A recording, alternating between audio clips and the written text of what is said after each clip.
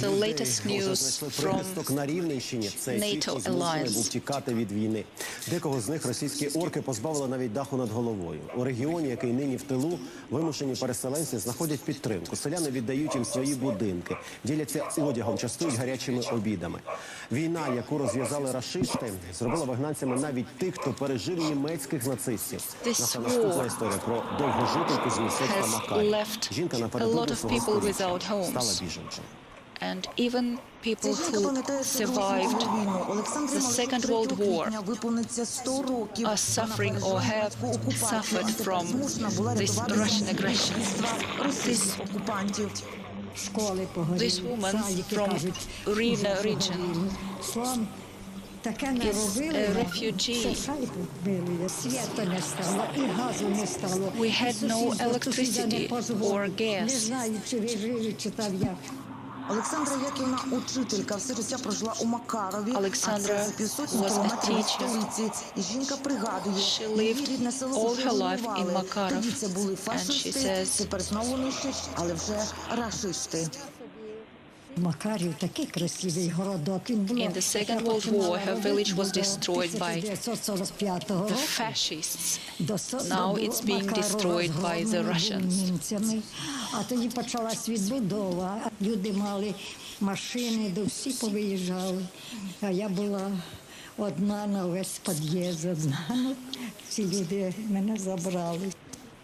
All people fled the town, and I was left alone. And my neighbors took me with them.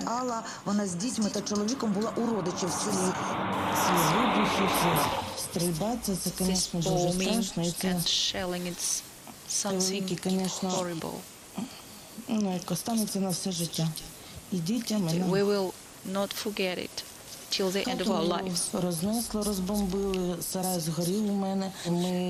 Our house was ruined. Прихисток жителі Макарова знайшли у селі на Рівненщині, у Володимира та Наталії. Це жила мого чоловіка матір. Батько і матір була. Вони померли, цей будинок уже пару років стоїть. Будуть люди шукати десь прихисток від цього страшної біди, від цього горя. Ми вирішили віддати цей будинок our parents' house, which had been empty for a few years, and we decided to allow refugees stay in it. Everyone helps with what they can. 24 refugees arrived in our village. Загалом в області уже оселилися понад 20 тисяч переселенців. There are about 20,000 refugees in the region. Мені сподобається наш Макаров. І я думаю, все-таки, що Бог дасть, і ми повернемось. І закінчиться війна перемогою України. And that this war will end with our victory. З вірою у перемогу. Змінив ракетку на автомат. Світова зірка тенісу. Українець Сергій Стаховський боронить Київ у лавах тероборони. Для цього спеціально повернувся з-за кордону. Каже, інакше вчинити не міг. І, як виявилося, таку позицію має чимало українських спортсменів. Хто які війська обрав, далі розкажуть наші кореспонденти. And is defending 2013 року на центральному корті Уимблдону спостерігав, як 116-та ракетка світу Сергій Стаховський завдає нищівного удару 7-й ракетці світу Роджеру Федереру. 9 років по тому українського тенісиста можна зустріти не на кращих кортах світу, а у самісінькому центрі Києва. Озброєний до зубів спортсмен боронить столицю у лавах тероборони. is a member of territorial defense of Kyiv. I can't say that I feel comfortable with this weapon. I don't know my own reaction when I'll have to shoot.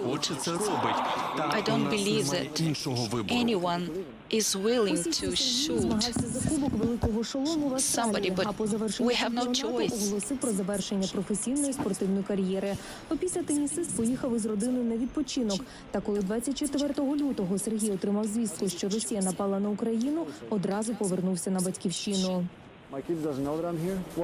Мої діти не знають, що я тут, лише те, що мене немає вдома, але вони не знають, що таке війна. Я намагаюся їх не втягувати. Моя дружина була дуже засмучена. Я маю на увазі, вона знала, вона розуміла, але вона була дуже засмучена.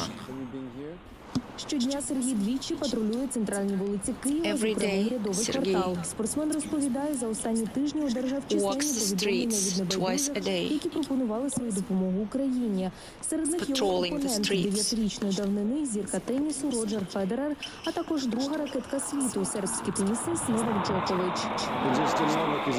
Просто Новак – це інша історія, бо він пережив війну, коли був малим. Тому він точно знає, через що проходять зараз наші діти. Тому від нього почути слова підтримки має велике значення. На цій світлині Сергій з ще одним зірковим атлетом, президентом Федерації тенісу України Андрієм Медведєвим, який теж у Києві і готовий його боронити. Захищати неньку взялися безліч інших українських спортсменів. Чемпіон світу з біатлону Дмитро Підручний служить у військовій частині Національної гвардії України. Разом з ним службу несе лижний двоборець Дмитро Мазурчук. А до прикордонних військ доєдналася чемпіонка світу та триразова чемпіонка Європи серед юніорів біатлоністка Анастасія Меркушина. На світових аренах, на мою честь, неодноразово підіймався прапор України. Настав час захищати його та змінити біатлонну гвинтівку на автомат. Виявили патріотизм у найважчий для країни момент. Зіркові боксери Олександр Усик та Василь Ломаченко. Легенда боксу Віталій Кличко також захищає Київ. Це його обов'язок на посаді мера української столиці. Допомагає йому рідний брат Володимир. Це наш дім, це наш дім. Так, є багато біженців, які виїхали на захід, але багато хто повертається. Ми не можемо жити десь там. Це наша батьківщина. Є серед спортсменів і втрати. Захищаючи Київ від російських загарбників, загинув лейтенант Володимир Стельмах. У мирному житті він був гравцем регбійного клубу «Рівне». А дехто зі спортсменів продовжує захищати честь країни на спортивній арені. Днями українська легкоатлетка Ярослава Магучих стала чемпіонкою світу. Марина Бех-Романчук здобула срібло у потрійному стрибку. А один з найперспективніших українських боксерів Олег Довгун захистив чемпіонський титул в США та обіцяє віддати частину гонорару на допомогу Україні. Olympic gold medalist and member of the Ukraine parliament. Жан Беленюк. Тим часом український спортсмен, олімпійський чемпіон та народний депутат Жан Беленюк активно використовує усі доступні майданчики для інформування міжнародної спільноти про війну в Україні. Також вводиться санкції для росіян на спортивній арені, закликає створити механізм повного відсторонення атлетів від спортивних змагань. Єдині новини, телеканал Інтер. Олексій Фадієв продовжить далі наш телемарафон. Я зустрінусь з вами після випуску новин. Перевеземо, передамо, переможемо. Єдині новини. Разом ми сильні. Взаємодія. Що робити, щоб не стати жертвою торгівлі людьми? Не віддавайте нікому оригіналів документів. Покладіть їх копії у різні місця. Не погоджуйтесь на незрозумілу роботу. Не беріть у борг у незнайомців. Підтримуйте зв'язок із рідними. Вивчіть номери рятувальних служб країни, в якій перебуваєте. 112. Служба екстреної допомоги в ЄС. Національна безкоштовна гаряча лінія з протидії торгівлі людьми. 0800 505 501 та 527. Все буде Україна. Я Київ. Волонтерю. Дивуюсь порожнім вулицям. Ховаюся у метро. Кілька разів на день сирена аж захлинається. Виє. Але я стою. І стоятиму. І, як завжди, нестиме свої води. Дніпро.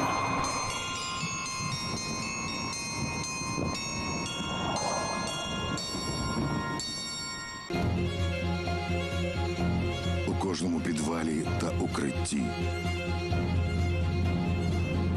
У кожній далекій хатині та квартирі мегаполісу. У темряві. Без води та зв'язку. Україно, тримайся. До дочекайся. Допомога прийде. З нами Збройні сили України, територіальна оборона, волонтери. Пам'ятаємо про кожного.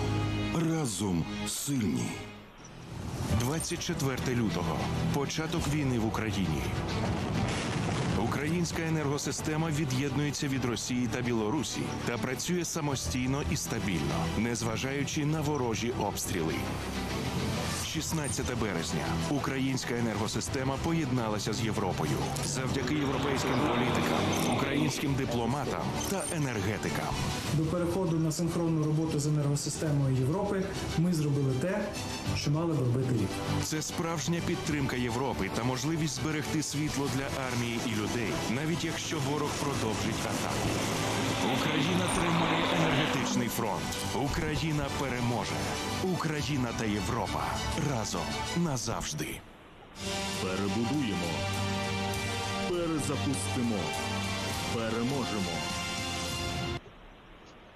В Україні 16 година триває всеукраїнський марафон. В ефірі новини. It's 4 o'clock in Ukraine and our TV marathon is holding on. Megogo, Світ ТВ, YouTube. Звісно, на YouTube. Причому на YouTube можна знайти навіть You can watch us on Megogo, YouTube with the synchronical translation for Russian language and English. Росіянам у тому числі. І буквально зараз президент Зеленський має почати свій виступ із And just right now President Zelensky should start his speaking to Parliament of France. Без мобільного зв'язку, як повідомили у Держспецзв'язку, оператори спільно з держорганами оперативно проводять ремонти та підтримують в робочому стані всю необхідну інфраструктуру, аби забезпечити зв'язком та доступом до інтернету громадян. Через бойові дії це не всюди вдається, саме через це зараз також відсутній зв'язок у абонентів Укртелекому у Чернігівській та Луганській областях. Росіяни використали в районі Ірпеня. Russians used phosphor bombs in the region of Irpin and Hostomel, said Alexander Markuchar. This kind of weapon is prohibited by Geneva's convention. The specific of these bombs is that they are having the high temperature of fire, and you can use water on it until it's done. Russians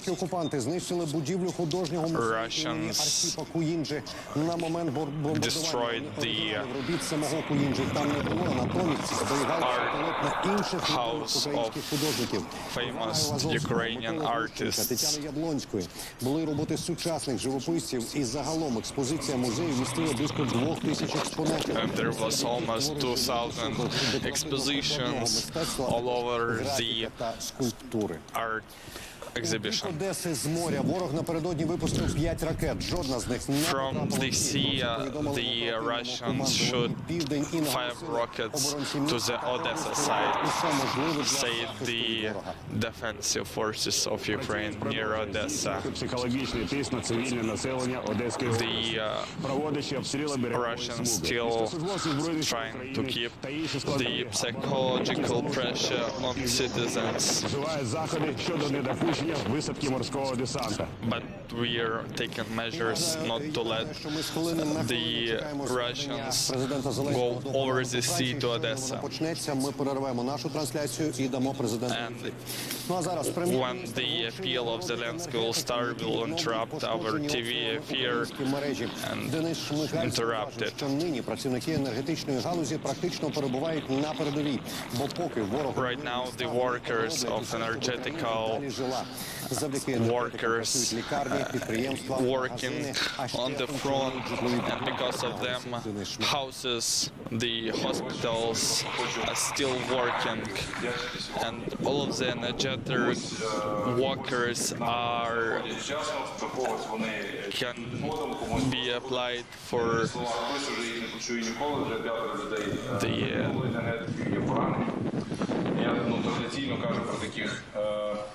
розмовах, при таких зустрічах, напевно, треба починати з хвилини мовчання. I think we can start from the minute of silence. And the appeal of Zelensky started to the Parliament of France.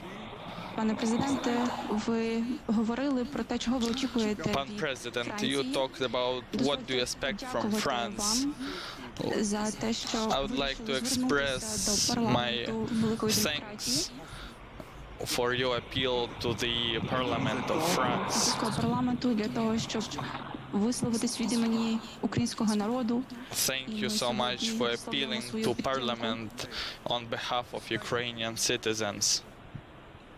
Ваша традиція, демократична традиція відрізняє Your democratic tradition is a big difference between your enemy because you appreciate the civilization, European civilization and democracy because Ukraine is a part of European family. And now I'm handing over the word for Zelensky. Пане президенте України, President of Ukraine and head of Senate, парламентарі та сенатори і представники дипломатичного корпусу. And the diplomatic councils, it's a big pleasure for me to accept you in United Nations Council because it means the dignity for France. Була перша поїздка до Франції після обрання. It was your first trip to France after you've been elected, and from 2019 you have a tough dialogue with France. And that's why I want to congratulate the Council of Ukraine in France as well.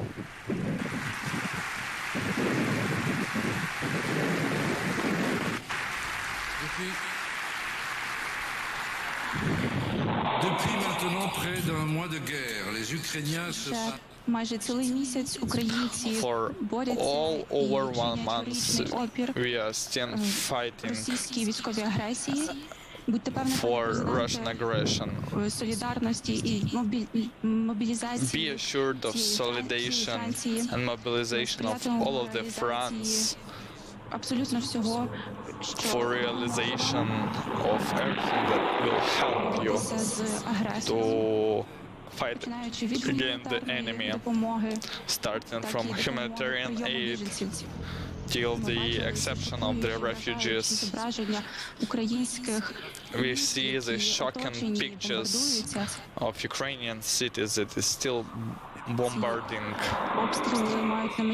These bombardings are targeted on civilians and should be stopped immediately. And we are calling Russia to accept the international humanitarian laws.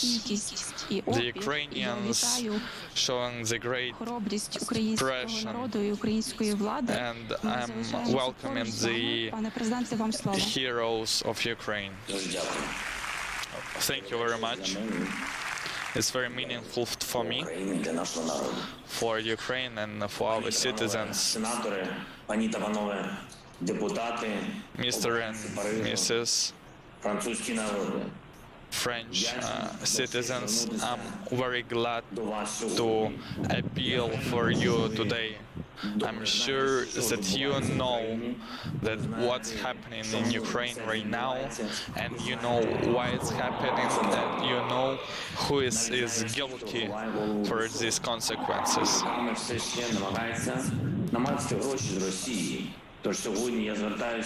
So now I'm appealing for honest and brave and national. So I'm questioning how to stop this war, how to continue peace in Ukraine, because almost all of you, destiny of Ukraine in your hands. On 9th of March, Russian bombs been fallen to Mariupol, That was big city on south of Ukraine and peaceful city before Russians came. Як у середньовіччі, поки вони не почали морити людей голодом, They started to starve people and killing people. пологовому будинку, на який росіяни скинули бомби, прямо на нього. In that house there was pregnant woman who were ready to give the birth, and most of them we managed to save them. And one woman need to amputate his foot, and another woman lost her child, and one woman died.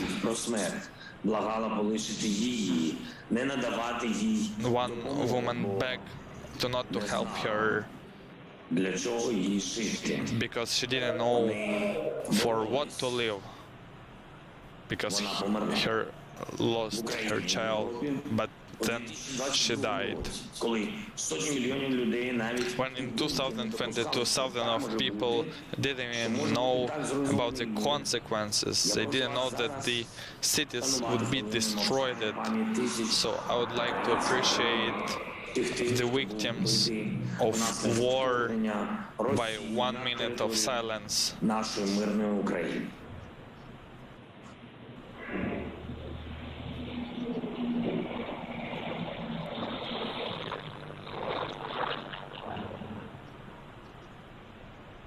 Дякую. Thank you.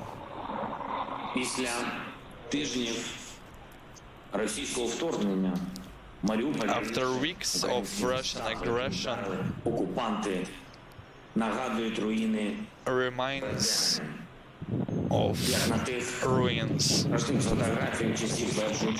of First World War. After those photos that everybody's seeing,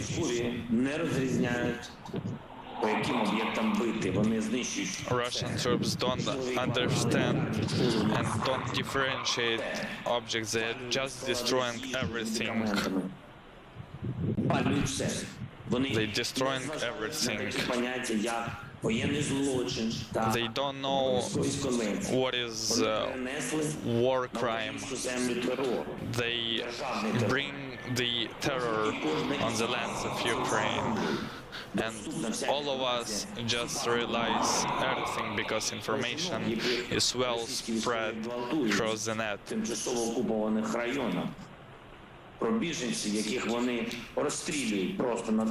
They shooting refugees on the road. They shooting journalists, knowing for sure that they're journalists. The older people that overlived the Holocaust, they're dying. Europe hasn't seen for 80 people 80 years what is happening now in Ukraine. People are so desperate now that they are saying to die. When I came to Ukraine, there was a normal format of negotiation with Russia about the Donbas, Crimea, and about the war that is held for almost 8 years. 4 countries, France, Germany, and UK, will be responsible.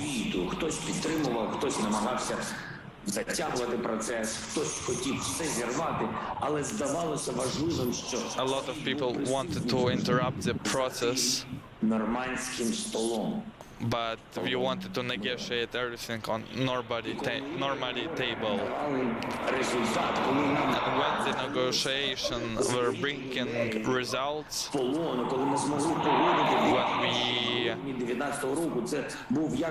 we stopped the firing, that was the swallow of fresh air. That negotiation with Russia will help. We were thinking that it's was possible to negotiate with Russia, but after the 24th of February, it just undermined all of the efforts that had been built before. They just undermined the whole dialogue. They just undermined the whole history of Europe and peaceful negotiation. Everything was bombed by Russian artillery after the shoots of Russian rockets. We haven't found the truth in the cabinets. That's why we are fighting right now and looking for the truth. What's left? It's our values, our dignity, and choose to defend our country. It's the same values for Berlin, for Warsaw, for Brussels or Milan. Є сенс в тому, щоб діяти разом, щоб тиснути разом, щоб спонукати Росію шукати мир. We need to put the pressure on Russia to find the peace. 24 лютого український народ об'єднався. У нас сьогодні French citizens, after 24th of February, we've been united as never before. We're not looking who is opposition and who is the government. Вторгнення Росії і відновиться тільки тоді, коли буде мир. We started to unite. За життя, щоб захистити нашу державу. To protect our lives, to protect our country, and we really glad that France is happening, and we are thankful for President Macron. Деякі наші кроки, українці бачать, що Франція так само цінує свободу, як це було завжди. Ukrainians see that France is appreciating freedom the same as Ukrainians. You know what is unison and democracy. I feel this, and Ukrainians feel this. That's why we are counting on your leader and on the French citizens for the efforts to stop the war. Проти усього, що зробило Європу єдиною і сповненою вільним різноманітним життям. Ми очікуємо від Франції, від вашого лідерства, що we are expecting for France and from leadership to ensure the territorial unit. То ваш народ уже впевнений, як і всі інші народи Європи. Your citizens are sure in what's happening right now. Давно дозріли історичне рішення про повноправне членство України в Європі. Now we are talking about the membership of Ukraine in European Union, as it always been in a French history. Французькі народи, завтра буде вже місяць, як українці воюють за власне життя. Tomorrow would be already 1 month that we are defending our country and how our army is defending Russian troops. Ми потребуємо більшої допомоги. We need more help and support from France, because the victory and the freedom should be well equipped with tanks and arms. I know that you can help us. We don't want that the freedom should lose. Новий санкційний пакет кожного. Every day, French companies should quit the Russian market. Leroy, Ren, Auchan, and so on. They are sponsors of killing children and women and war crimes from the side of Russia.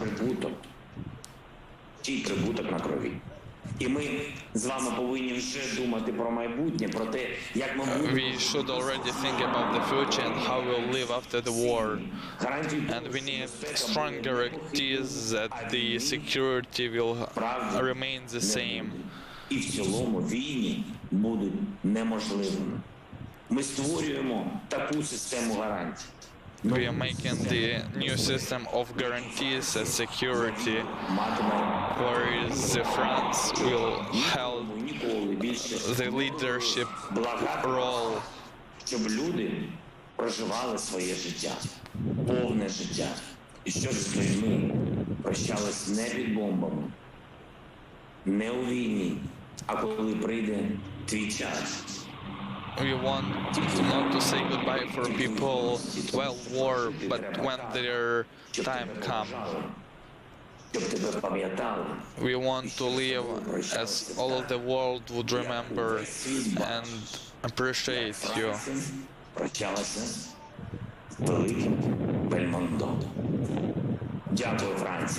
Thank you, France. Slava Ukraini.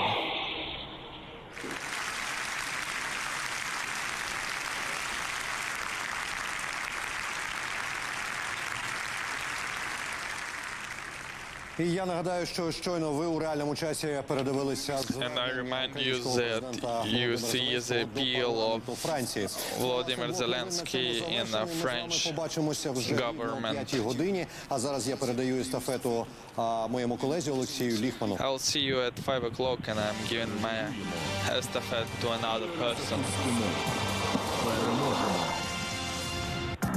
Правила для цивільних під час війни. Не показуй, не згадуй у соцмережах. Інформацію про переміщення наших військ, бортових номерів або номерних знаків, прізвищ офіцерів і відомих блогерів у гарячих точках, географічні вказівники, знаки, видатні пам'ятки, знаки ідентифікації, інформації про скупчення людей, трансляції з місця обстрілів.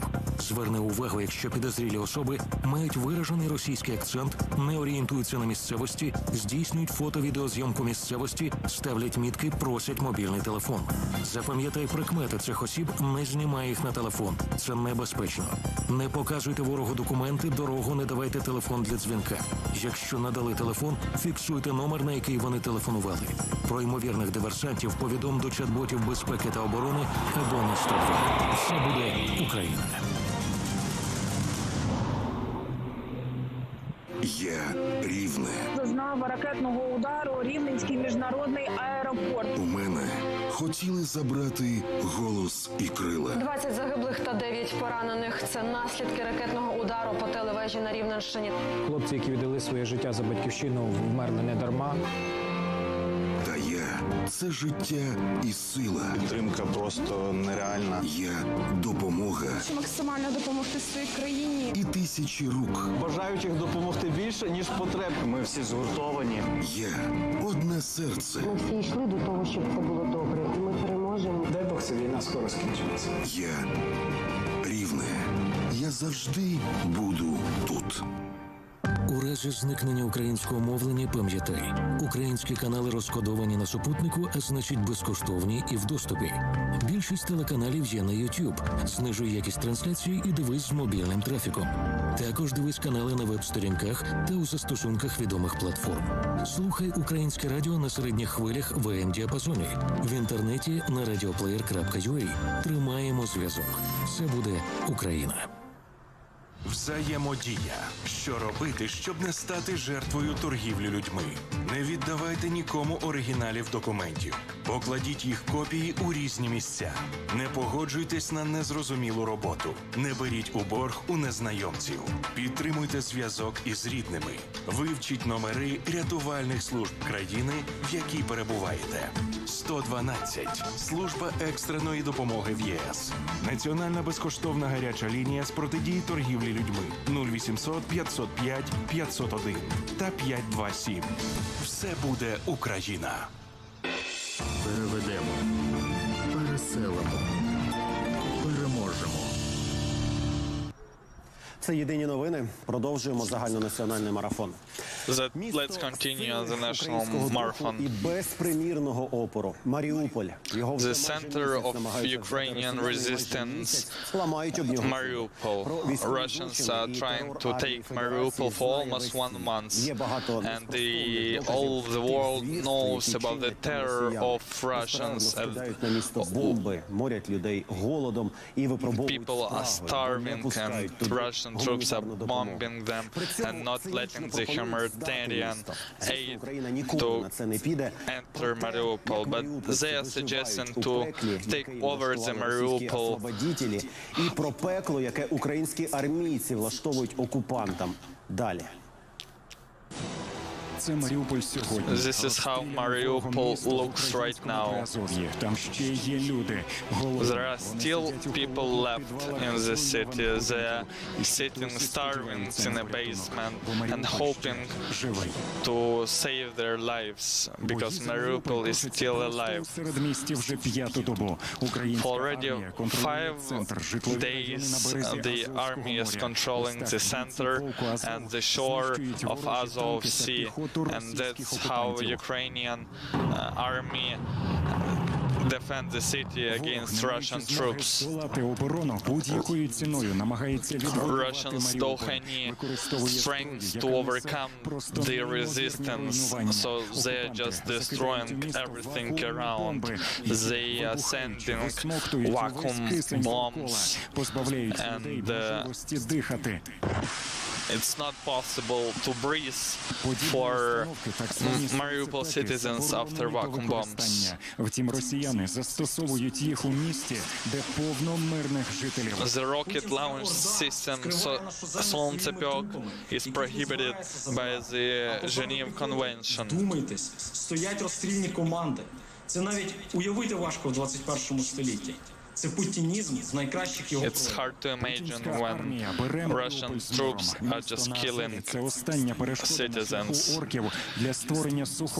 It's the last obstacle for the corridor from Donbas for Crimea at the crucial point. And it's hard to dig a dive for citizens because of bombing. Во время другого рода войны, и солдаты, конечно же, не могут стоять в поле и не могут просто быть мишенью для расстрела. The Ukrainian soldiers is hiding in the buildings because we are living in another area of war. That's why there is a lot of victims from civilians. It's Gennady, and he's helping for all of the ways as he can. He is trying to evacuate citizens of Mariupol from the blockade. In this bus there are people that spent 3 weeks in a basement. Він потрапляв під гради, втратив не одну рідну людину, але продовжує рятувати інших. He was under the rocket bombing, however, he's still helping usual citizens. Трасою, бо проїхати машиною в місто неможливо. It's almost impossible to go to the Mariupol by car.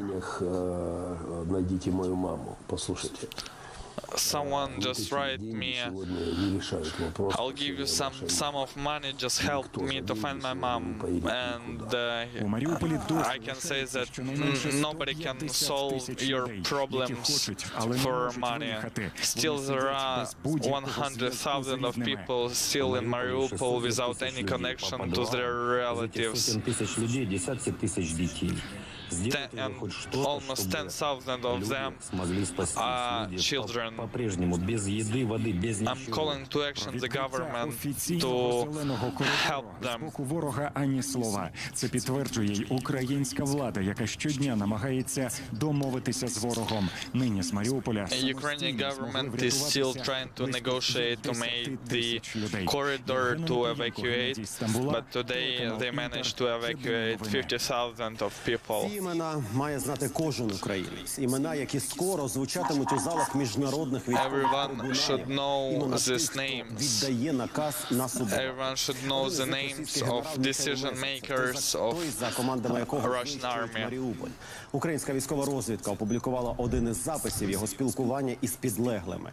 Тож, хто воює проти нас, послухайте фрагмент однієї з таких розмов. Let's hear about those who make the decisions. Надул глазки и сейчас недовольную физиономию, рожу вонючую показывает мне. Чего он служит еще? Чего он служит? Почему я должен заниматься вашей мразью? Начальник направления, поднимайтесь. Почему у него еще физиономия не изуродована? Почему у него ухо не отрезано? Почему не хромает этот ублюдок еще до сих пор? Ну а далі страшний результат злочинних наказів ось таких мезенцевих Герасимових та інших російських генералів та полковників. Кількість загиблих українських дітей. Їх лише офіційно зараз. The official version is that 117 people already died, and it's just official data, but in reality the statistic is much more worse. The most of the people were damaged, and children were damaged in Kyiv region, Donbas region. Дівчинці, яка першою потрапила до Запорізької обласної лікарні зі скалковими пораненнями, спочатку надали допомогу в Оріхові, потім терміново доправили до Запоріжжя. Важку травму, травматичну ампутацію кінцівки. This girl, her ending was amputated. Будемо надіятися, що все буде. We'll hope that everything will be all right. Буде переведена до опікового відділення. And then she'll be transferred to another department для пластики. For plastic operation. Четверо дітей, які разом із батьками тікали з пекельного Маріуполя. And there are as well 4 children that went to the hospital because Russian troops just started to shoot at the car. Лікарні прийняли 9 дітей. Overall, for 2 weeks, they handled 9 children. Лікарям важко слухати. It's hard to hear what children are telling. Я бачив, як горить мама. I saw that my mother burned alive in a car. One children say. Візьмеш мені ще маму, бо вона повинна мене в цьому році повести до школи. And it was very sad. Розуміє, що тої мами, яка в нього була, вже не буде. The children just realized that he'll no longer have a mom. Життя починається заново. The life starts from the very beginning, and it's really important to overcome these psychological barriers. It's really hard for adults, but it's much more difficult for children. Лікують малюків медики, що розуміються на пораненнях, отриманих саме внаслідок військових дій, наголошує керівник медзакладу. А ще додає, у них є потреба у вакуумі. Only doctors taking care of children, and they are specializing only in damage that been caused by army. Росія дедалі частіше застосовує заборонену або особливо небезпечну more often started to use anti-humanitarian снаряди і навіть особливо небезпечні протипіхотні міни. Про безпринципність ворога далі. Смотри, подарки, сука, Це наслідки удару the consequences of phosphor bombs in Kramatorsk. від бомбардування російської авіації. The city is almost destroyed by Russian aviation.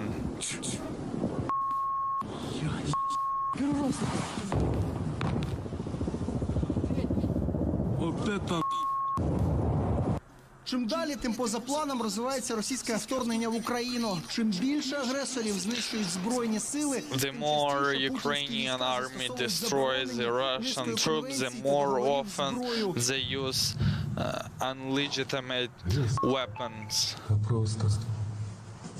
and prohibited weapons. Бля, так это по городу.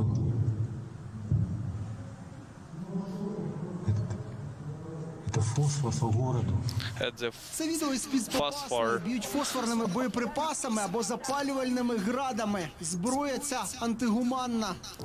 They're using anti-humanitarian weapons.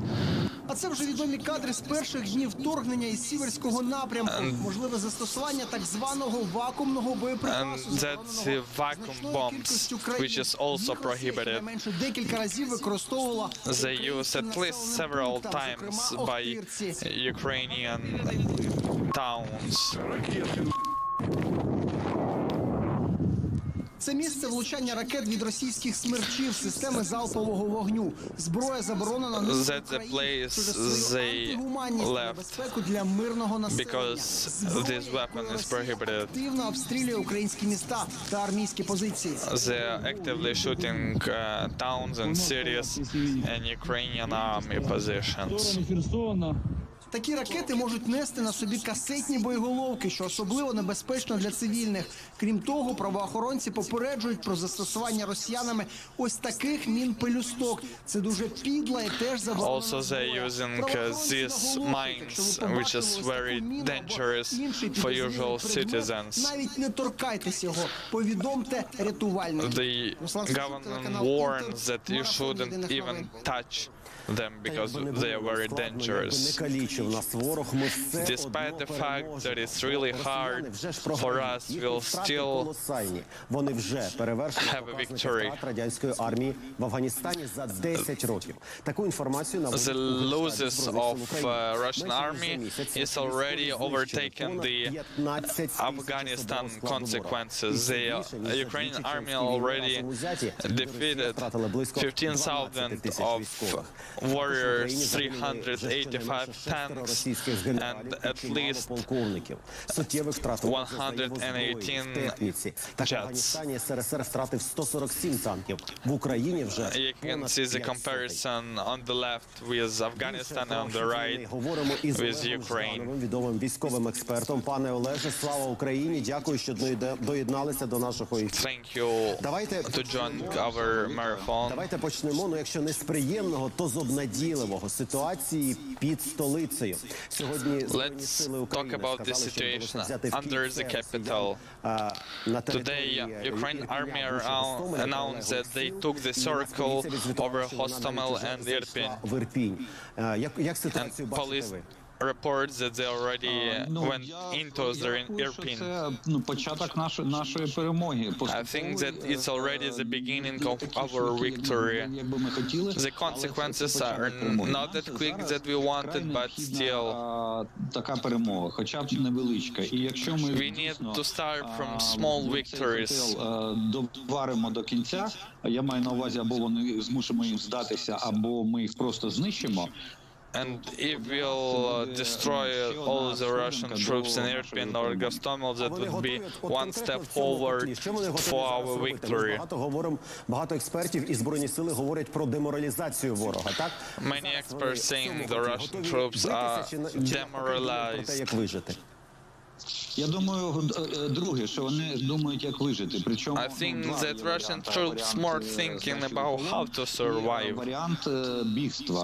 And how to run. Спроби лісовими смугами або And there is already some attempts from Russia to run over the forests without any weapons. І на такому на легкі вони намагаються через ліс тікати. And then trying to escape through the forest. Там вже постачання їжі і палива і боєприпасів. Because they have a surge for petrol and food, and they have no food left. Бачите людей, які виходять з цих міст і сел з піднятими до. And then we'll see Russian troops coming from the towns of Irpin with holding their hands over over their head. Прогноз Генштабу нашого українського про те, що у російських окупантів в Україні залишилося зброї продовольства лише на 3 дні. По столичному регіону, по всій Україні. Experts say that they have the ammunition and food left only for 3 days in Ukraine. В нашу територію, тому що ми перерізали всі комунікації. We cut off all of the communication between Russian troops. Вздовж нашого кордону, неподалік. Там, ну, на жаль, там забезпечення більш-менш існує. But near the border in Ukraine, we can see that the supply of food and ammunition is quite good. But those who went into center of Ukraine, they have very bad supply. How do you see the consequences of Belarusian army, and do you think we should be afraid of Belarusian troops entering border of Ukraine? I think that the help from Belarus will come in only small amounts. And Russia addressed China to give them food, but China refused. And that's already the question of Russian ability. But it will not save the situation of Russia. Що стосується білоруської армії, то скажу так, для нас це буде проблема, але не критична проблема. So there would be a problem if Belarusian troops will enter Ukraine, but that wouldn't be a crucial problem. Рано чи пізно білоруська армія може втрутитися. But we already were thinking about the possibility of Belarus entering Ukraine, so we are fully ready for their interruption. То я думаю, що її похід буде короткий. So I think that the intervention of Belarus will be very short and without any triumphs. Який же план у Путіна стосовно подальшого ведення цієї війни?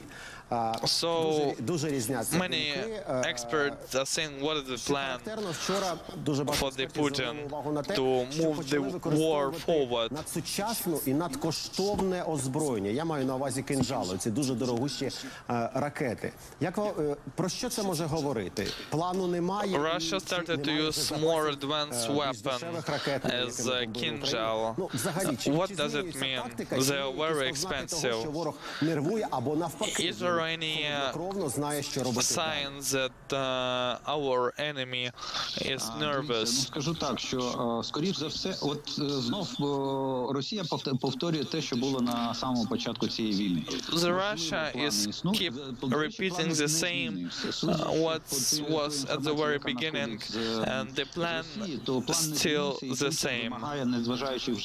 And despite all of the losses, Putin still require the taken off of Kyiv and taken over the administrative cities as Kharkiv, Chernihiv, and so on the conditions of Russia. That's the main plan. However, I think it's advantage for Ukraine because the decisions that are coming from Putin is just defending on the reality, which is much more different. And the plan now is another. Наш генеральний штаб вже починає війну за нашим планом. And the general staff of Ukraine has already started the war by our initiative and our plan російських загарбників. To defeat Russian enemies. And what's about the Kinjal, Russian rocket? Вони хапаються за ту зброю, яка ще залишилася у них. It's hard to say that it's a new weapon. I think that's more weapon that's just left on warehouses. It's a very expensive ballistic rocket that it's taken on the jet, and the speciality of this rocket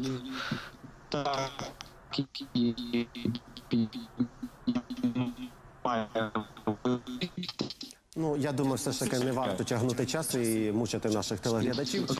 Ми почули відповіді на всі найважливіші питання. We already heard the answers on very important questions, and that was our military expert. Загинули в Миколаєві під час обстрілу ворожими системами. 2 people died in Mykolaiv 44 поранені. Because of rocket launch. Українські бійці помстилися. However, Ukrainian army російську техніку у Чорнобаївці, з якою власне for the 9th time defeated the Russian army in Chernobayivka.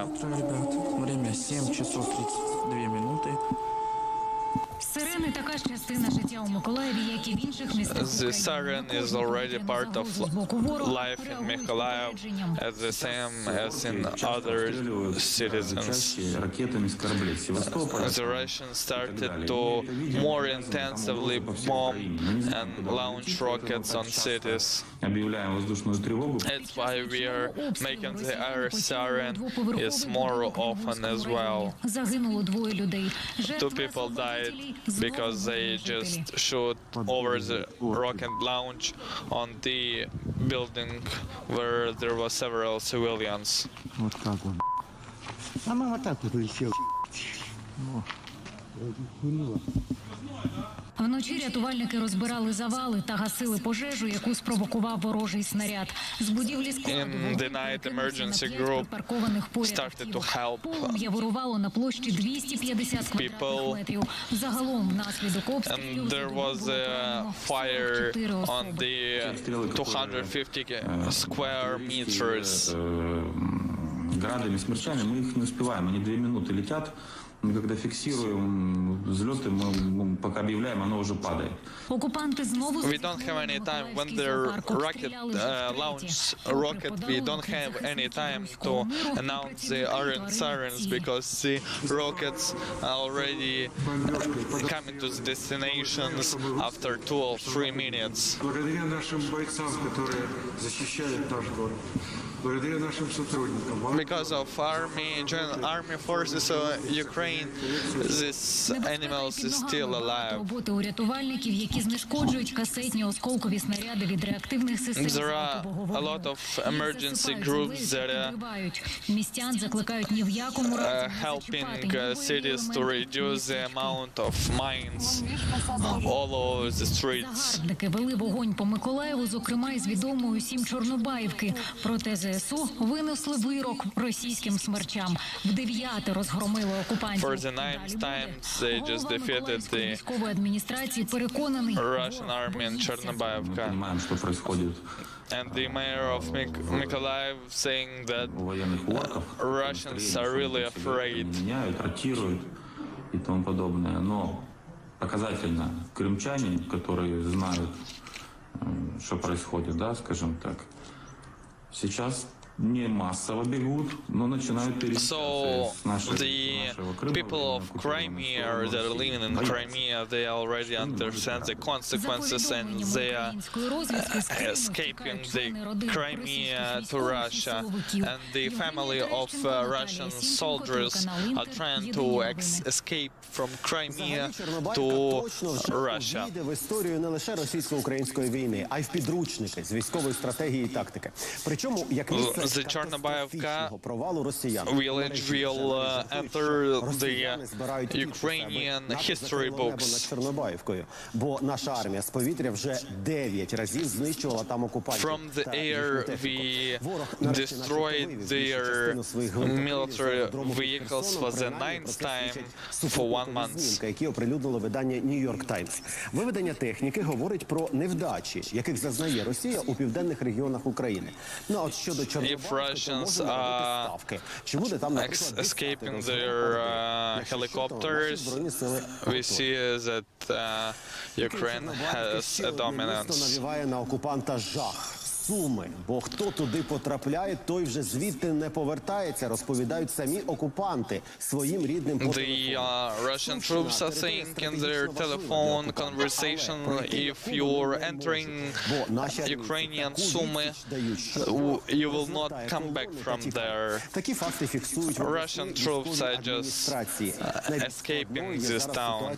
У районі Тростянця навколо The most difficult situation now in Trostyanets. пожежа на одному з підприємств і загасити There was a big fire on one enterprise, and the emergency group cannot access. Почали масово влаштовуватись на роботу. Лише за останні дні до соціальних центрів In Lviv, refugees from Ukraine started to employ as much as possible and help Ukrainian citizens. Almost 10,000 people applied for the job. Яку ви роботу хочете в нас у Львові знайти? Ким ви працювали раніше? What job are you looking for? What did you done previously? It's a Roman who is looking for vacation looking for a job in Lviv. However, he was working as a lawyer. However, there are no vacancies for his occupation. There is no reason just to sit in a basement, so I decided to earn some money to help my parents. For almost 1 month, Alexander Derkach from Kharkiv is cleaning the streets of Lviv. But he is waiting to join the army. However, in between, he is earning money and helping citizens of Lviv, making the city much more cleaner and trying to contribute as much as they can. And after everything ends, I will join the rebuilding forces to rebuild the cities of Ukraine. Maybe I'll find a wife from Lviv. Who knows? Жінка живе в одній зі шкіл. Їжу привозять волонтери. Працювати вважає своїм обов'язком. I think that is my duty to work, and people will give me accommodation in one school. That's why I think it's my duty to help them. First of all, we just don't want to fly off the Ukraine because we don't think that other people should pay money for us. Також із Харкова. Зараз жінка працює покоївкою в одному із місцевих готелів. Без роботи я не можу. Мені треба чимось займатися. This woman works as a cleaning lady. She is also from Kharkiv.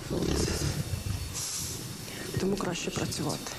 That's why it's much more better to work than just to cry. So almost 1,000 of refugees applied for any kind of job in Lviv. There are a lot of need in medical industry, in other industries, as clothing industry. Освітнього спрямування, то зараз це вже, напевно, 85.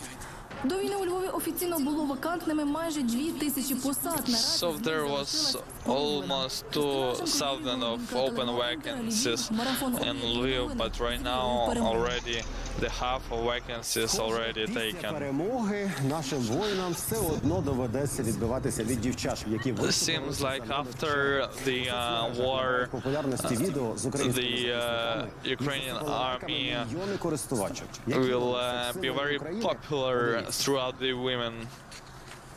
Замість смокінгу військова форма. Instead of smoking, they have army clothes. Замість крутої автівки та золотої. Instead of great car and golden card, they have tank and javelin. Девіди Бекхеми та Бреди Піти. Титули нових секс-символів вже зайняті українськими військовими. Вашій оселі не потрібен захисник. У соцмережах ширяться ролики за участю наших захисників, сильних, відважних. The videos of our army forces become very popular in social media. На його рахунку десятки збитих ворожих літаків. Його майстерністю захоплюються найдосвідченіші льотчики світу. В ЗСУ його позвали Києва. А українські дівчата називають He destroyed over 10,000 of over 10 airplanes, and girls are calling him Crash. Still, nobody knows who this person is, but he became the legend of Ukraine. The animators even created a film about this person.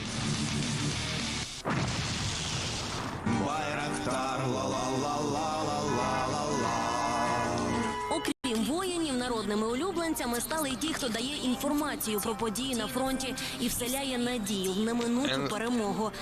Also, after the army forces, Vitaly Kim, the mayor of Kharkiv, and his positive appeals to social media are becoming more and popular. And he became one of the most cited government officials in Ukraine. Теперь, кроме того, что умные, теперь стала красивой. Пятками кивают, нос. У меня новая свеженькая кофточка, так что у меня праздник. Не стреляйте, это наша. Война войной, обед по расписанию. Все, давайте, я еще выйду, потому что надо собраться. Користувачі соцмереж порівнюють Кіма із котом, за яким The users of social media is comparing the голові облдержадміністрації присвятили пісню. Попереджаємо усю вашу орду. And also there was a song created to support the mayor. На роялі, а ми з Вєтелем прийдемо і вас розвалимо. Вас будуть справжні атланти. Готовтесь, окупанти. Його назвали головним заспокійливим країни. Радник керівника офісу президента Arestovich, the council of Ukrainian president, is become the relief for Ukrainian citizens. Замочи оккупанта и забери этот танк в хозяйство. Феноменальний спокій Арестовича вже став phenomenal calmness is already a great precedent for memes and jokes in social media. У них нет актуальной карты местности. Вся их межгалактическая армада блуждает где-то в сумских лесах, местное население уже растаскивает по кусочкам брошенные тарелки. Территориальная оборона по Трестенсум сегодня около 18:00 захватила звезду смерти. Він став героєм не лише українців, а й усього This man became the hero not only of Ukraine, but all of the world. Зображення вилучують на обкладинках His photos are placed on biggest journals throughout the world. Та зізнаються у коханні. Дуже хочу, щоб у ваших кабінетах не було моїх зображень. Бо президент не ікона, не ідол. Президент – це не портрет.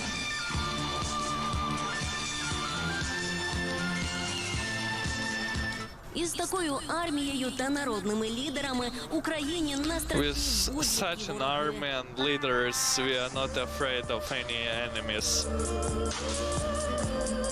Лілія Налягака, телеканал Інтер, марафон «Єдині новини». Далі ефір нашого телемарафону підхоплюють новини. Мій колега Олексій Фадієв у нас відповідає за них. Я ж зустрінуся з вами трохи пізніше. Переборемо, пересилимо, переможемо. Став свідком злочинів російських військ проти України? Фіксуй, переходь на сайт dokaz.gov.ua, реєструй. Притягни окупанта до відповідальності. Детальна інструкція на сайті dokaz.gov.ua. Я Херсон. Мене захопив ворог і намагається подолати. Мені лячно. Серце б'ється прискорено, але в унісон з чоловіком, який прямо перед ворогом тримає український прапор.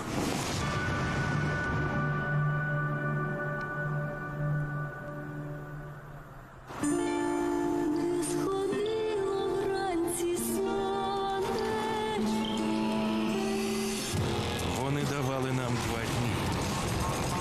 Вони розраховували на бліцкриг. Вони ставили нам умови і лякали чи не найпотужнішою армією в світі. Та ми зламали їхні плани. Бліцкриг провалився. Україна стоїть. Тому що найсильніша в світі армія – це армія, яка захищає свою землю і свій народ.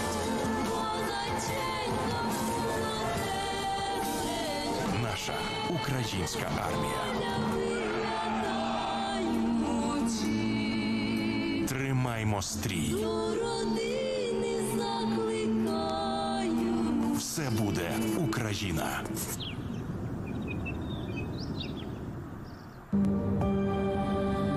І вам слава, добрі люди, і в смутку, і в скруті. Хочу, чтобы быстрее это все закончилось.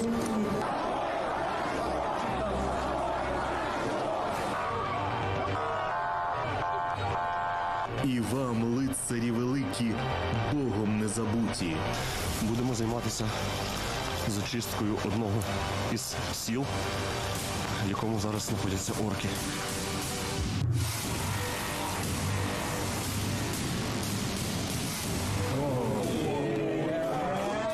Борітеся, поборете, вам Бог помагає.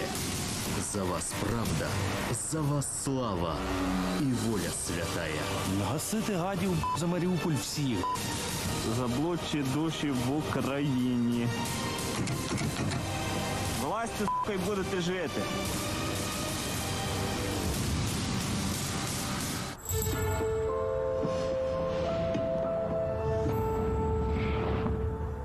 В Україні майже 17-та година. В ефірі новини у студії Олексій Фадєєв. Вітаю. It's 5 p.m. in Ukraine and we are continuing our TV marathon to simultaneously inform you about the war against Russia. Нас можна дивитися на сайтах телеканалів учасників марафону. You can watch us on platform AllTV, Kyivstar TV, Sweet TV, UTV, and of course YouTube. And you can find translation on YouTube with simultaneous translation. Шалене небо і шалене пекло для російського агресора. Так The hell for Russian soldiers characterized Alexei Alexeyevich for Russian troops. We almost destroyed 100 of jets. We took off the 6th of jets for 1 day. 5 rockets and already overcome the barrier of 100 aircrafts of Russian Federation. Чергову колонну забезпечення, яка їхала до російських окупантів, знищили воїни сухопутних військ. The Ukrainian army destroyed the supply column in Ukrainian territory and posted this video in a Facebook account. Фрагментів ролика є український військовий. The author is the Ukrainian army. По мирних українських об'єктах зенітно-ракетні комплекси повітряних сил Збройних сил України знищили ворожі машини сьогодні вранці у південно-східному регіоні Харківщини. In the Kharkiv region, our air defense force destroyed a few jets. Ми продовжуємо оглядати ситуацію у різних регіонах України за допомогою нашої кореспондентської So we are trying to cover the situation in different cities of Ukraine, and this reportage from the Zaporizhia. Hello, Alexei. So what's regarding the situation Zaporizhia? The defenders of Zaporizhia for last day and this morning start to shoot at the columns, and the humanitarian convoy from Mariupol, Berdyansk and Zaporizhia stopped the column. And right now we don't have any information about that.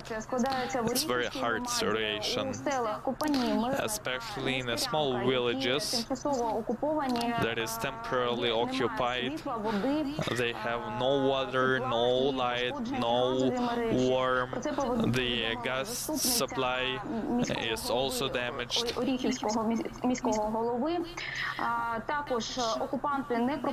Also, occupants does not let the humanitarian aid to enter some of the villages.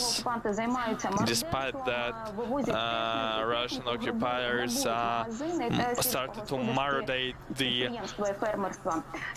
shops all over the villages. In some of the villages, they have also problems with water and light.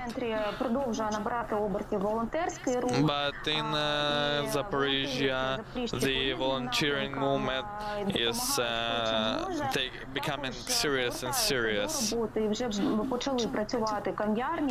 Also, coffee shops and hairdressing started to work in Zaporizhia as normal.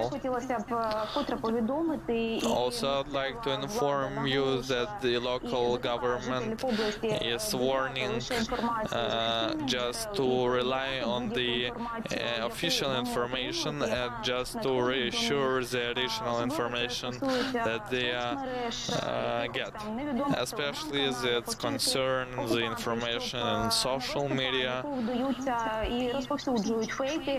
There are a lot of occupiers that are distributing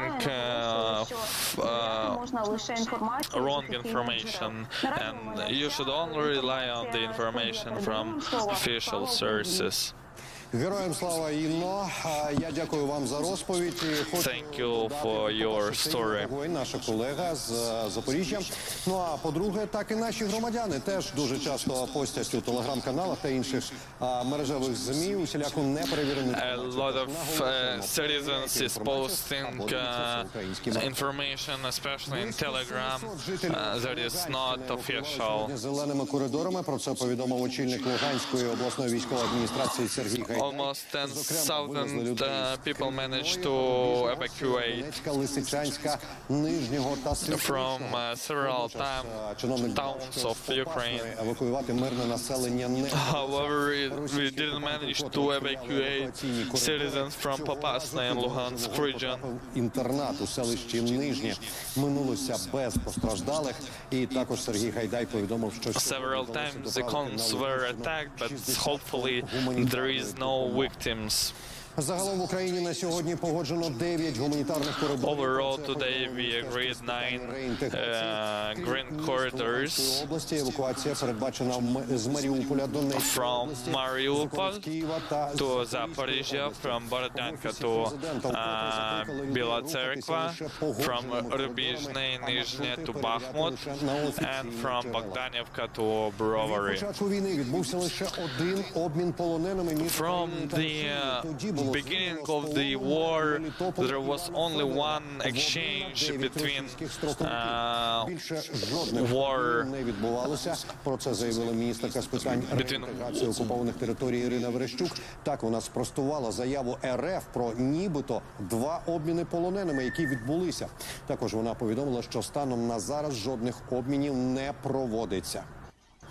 Місцевих жителів Чернігова планують евакуювати. The local citizens from Chernihiv, the Russians attempt to evacuate them to Russian territory.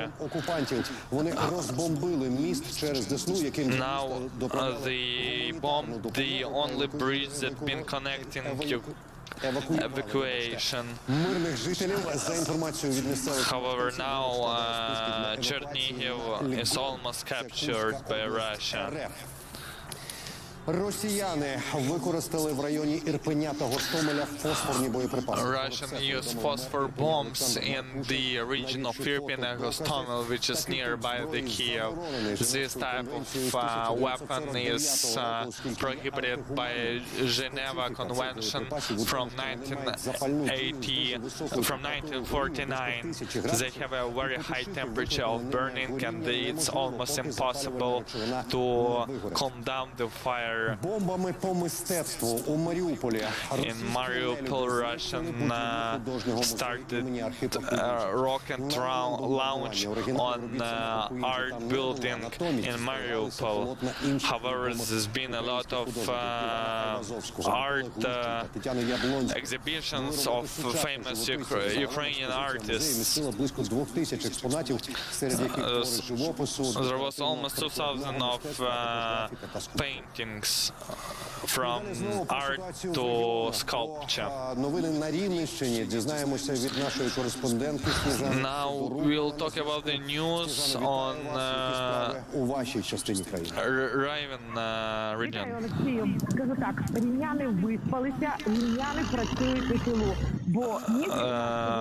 Citizens of Rivne doing fine. They had a good sleep, and we continue working. However, sometimes we can hear the air siren system. However, Ukrainian forces defeated the Russian drone. However, they managed to make 3 bombings from the air.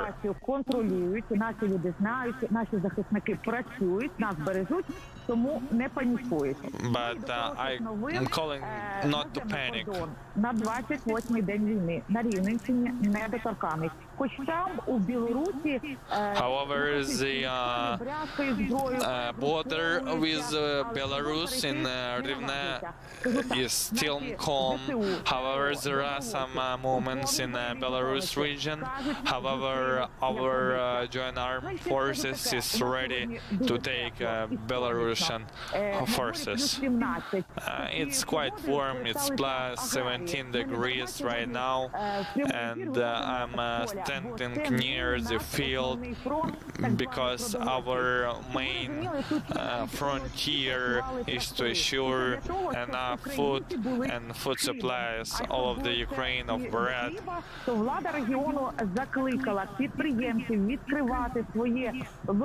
And the government of Rivne called to action to start business and buy only regional local food. That's why we are saying hello from Rivne, and everything would be all right. Everything would be Ukraine.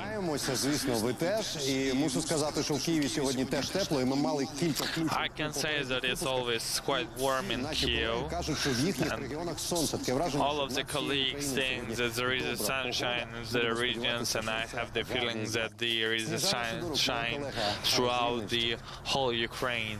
Прем'єр-міністр вручив нагороди енергетикам. The Prime Minister gave and congratulated the people from energetical companies because they are still fighting in their frontier to assure the great functioning of houses, the great functioning of other industrial objects. efforts, and I want to congratulate and appreciate your impact in Ukraine. A lot of people from your industry already died. However, energetical emergency is still a big thing. Україна не залишить без належної відповіді скорочення складу посольства України у Мінську. Ukraine will also reply to the Ukrainian diplomacy in Minsk flanked off. There was no objectives and no objective reasons to shut down the diplomatic relationship between Ukraine and Belarus. Російським дипломатам у Польщі вказали на вихід 45 співробітників 45 diplomatic staff were accused of espionage from Polish government, and they need to, all of them now, a person of non-grad and need to leave the territory of Poland in nearest days. Представника президента РФ із питань сталого розвитку та покинув The Alexander Chubais left the position of the Minister of нібито відмовився підтримувати спецоперацію в Україні, зазначає видання.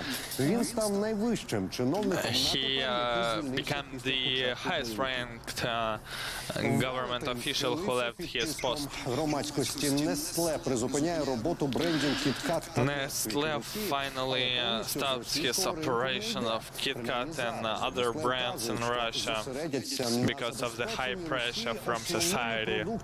Наприклад, дитячим та медичним харчуванням. But they will left the baby products from baby and healthcare products, and they promised for all of the profit from Russia to address it for donations to Ukraine. Найближчого тижня над цим працює двопартійна група сенаторів Сполучених Штатів. The United States and the Ministry of Finance want to block the golden resources of Russia in the United States. They could be used to sum up the ruble in Moscow.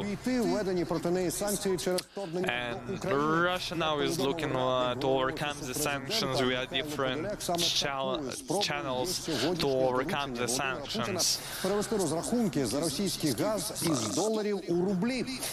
The Russian president said that they should transfer the operations from dollars to ruble for paying off the gas and the energetic resources. Американський рок-гурт Bon Jovi підтримав Bon Jovi, the American rock brand, also supported Ukraine by the video in his social media from Odessa. It's my life.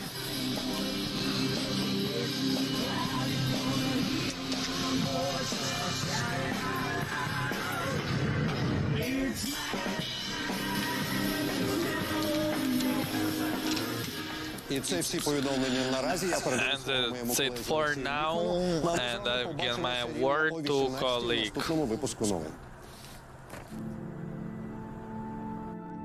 Запитували мене, чого я так почав грати так, в формі з пожежної. Це, напевне, більш хотілося підняти бойовий дух колег і всіх українців. Це, перш за все, не для себе, а щоб всі зрозуміли, що ми єдині, ми одне ціле від заходу до сходу.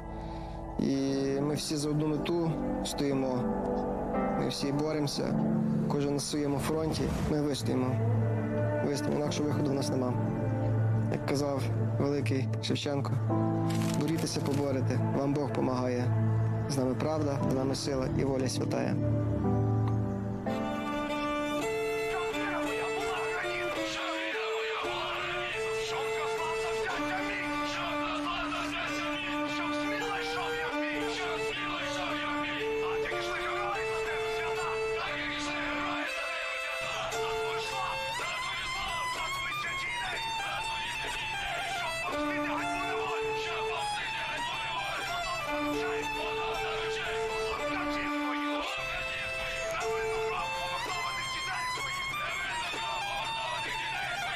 Слава Україні!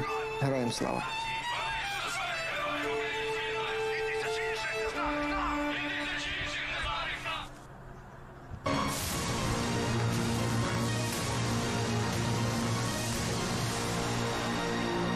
Дорогі мої українці, нам доводиться проходити найстрашніше випробування. Так, важко. Але ми маємо триматися і робити все можливе, щоб бути корисним хто чим. Інформацією, транспортом, руками, зв'язками. Допомагати фінансово нашим хлопцям. Все що завгодно, ліпіть вареники, але тільки не сидіть, бо сидіти важче. Давайте і далі тримати бойовий дух, підтримувати один одного і наших козаків і козачок, які боронять нас від російської сатани. І ми маємо ще одну зброю. Наше серце, наша любов. Наші обійма. Ми вистоїмо разом до кінця. Я люблю вас, Україна. Я з вами. Я Рівне. Зазнав ракетного удару Рівненський міжнародний аеропорт. У мене хотіли забрати голос і крила. 20 загиблих та 9 поранених. Це наслідки ракетного удару по телевежі на Рівненщині. Хлопці, які віддали своє життя за батьківщину, вмерли не дарма. Та я – це життя і сила. Підтримка просто нереальна. Я – допомога. Хочу максимально допомогти своїй країні. І тисячі рук. Бажаючих допомогти більше, ніж потреб. Ми всі згуртовані. Я – одне серце. Ми всі йшли до того, щоб це було добре. І ми переможемо. Дай Бог, ця війна скоро скінчиться. Я – Рівне. Я завжди буду тут. Став свідком злочинів російських військ проти України? Фіксуй, переходь на сайт dokaz.gov.ua, реєструй. Притягни окупанта до відповідальності. Детальна інструкція на сайті dokaz.gov.ua.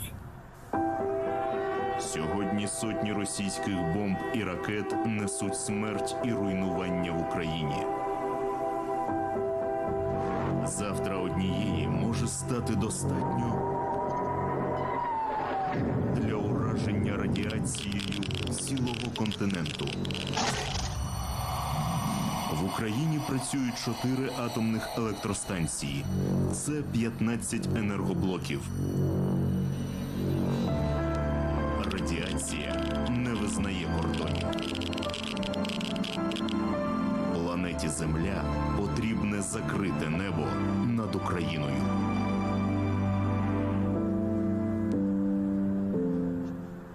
Окупант нищить культурну спадщину твоєї країни? Притягни його до відповідальності. Відскануй QR-код на екрані, перейди за посиланням, зафіксуй злочин. За все доведеться відповісти. Перебудуємо, перезапустимо, переможемо. Єдині новини. Разом ми сильні. Триває загальнонаціональний марафон. And we are continuing our TV marathon. Let's continue. Калічать і руйнують сповіт. They cannot take Mariupol, but they are великих українських містах. Маріуполь. in all of the Ukrainian cities, Mariupol, Kharkiv, Sumy, Chernihiv. The city is still under attack from the very beginning of the war and haven't had a rest for even 1 minute. Здобуває чергові перемоги. Там знищили 60%. However, 60% of Russian forces were destroyed in the region of Kharkiv, and 2 jets of Russian army also were destroyed. Last night, for 32 times, Kharkiv was under attack of rockets. That is how the Russian peace look like. До сих пор там дом 9-этажный, 6-го этажа. В 6-й попали, да не доверху все выгорело. А вот домик рядом. Все стекла побиты. Комунальники разом із харків'янами The communal services still trying to save the city and save the monument of Taras Shevchenko from destroyment. Бориса Романченка, 96-річного в'язня концтаборів, який загинув після потрапляння снаряду в його квартиру. 96 years old man just died who survived Holocaust who survived Holocaust.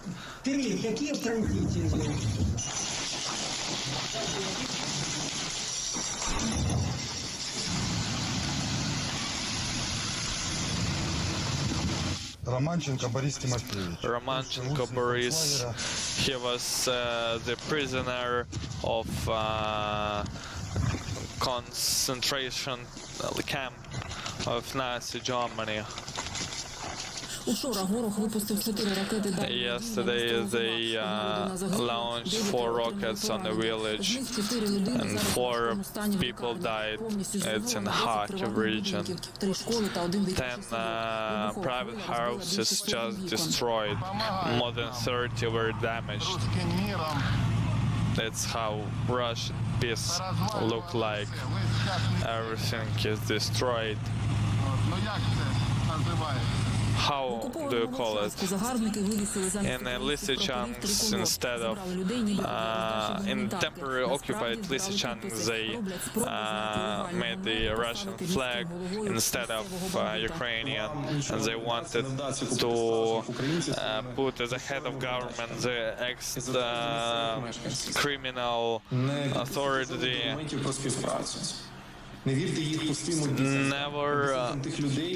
Never hear their promises, never believe their promises, on which hands there are thousands of civilians killed. Also hard and powerful rockets launching in Izium region. There is a big losses from Russian side.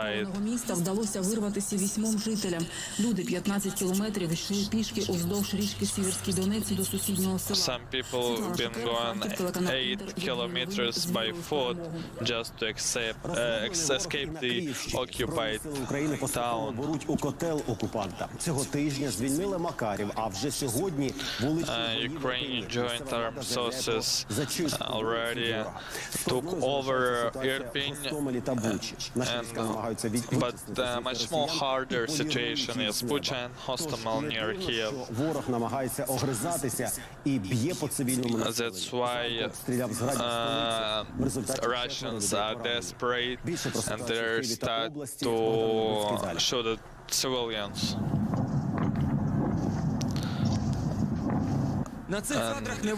We can see how Grad is working on Kyiv.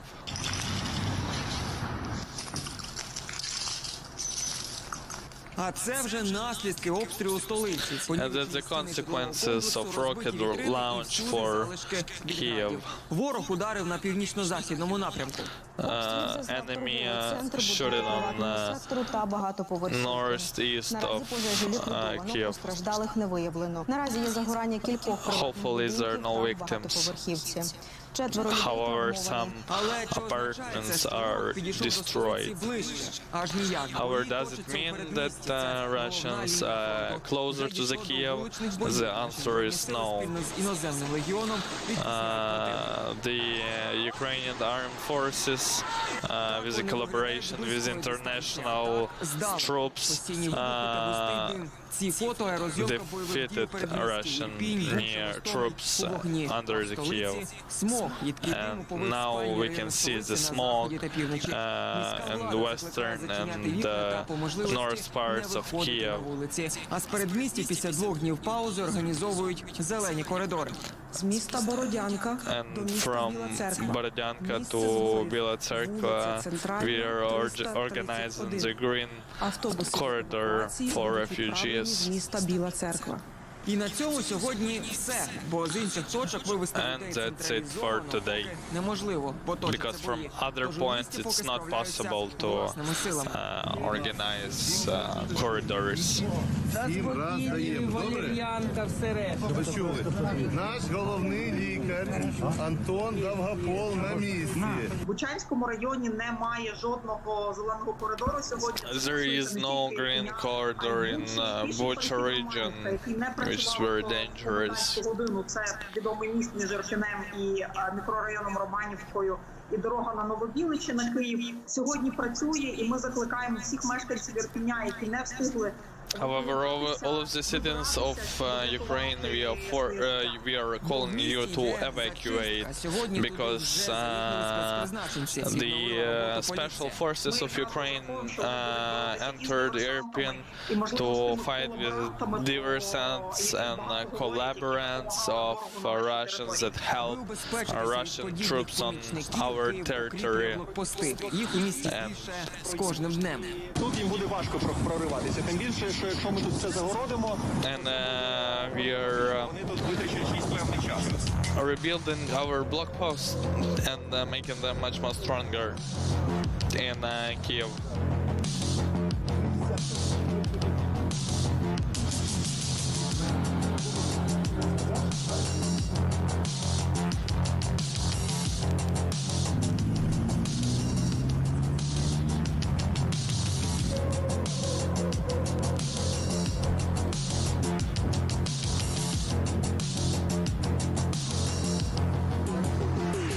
Богдан Вербицький, телеканал Інтер, Марафон. Єдині новини.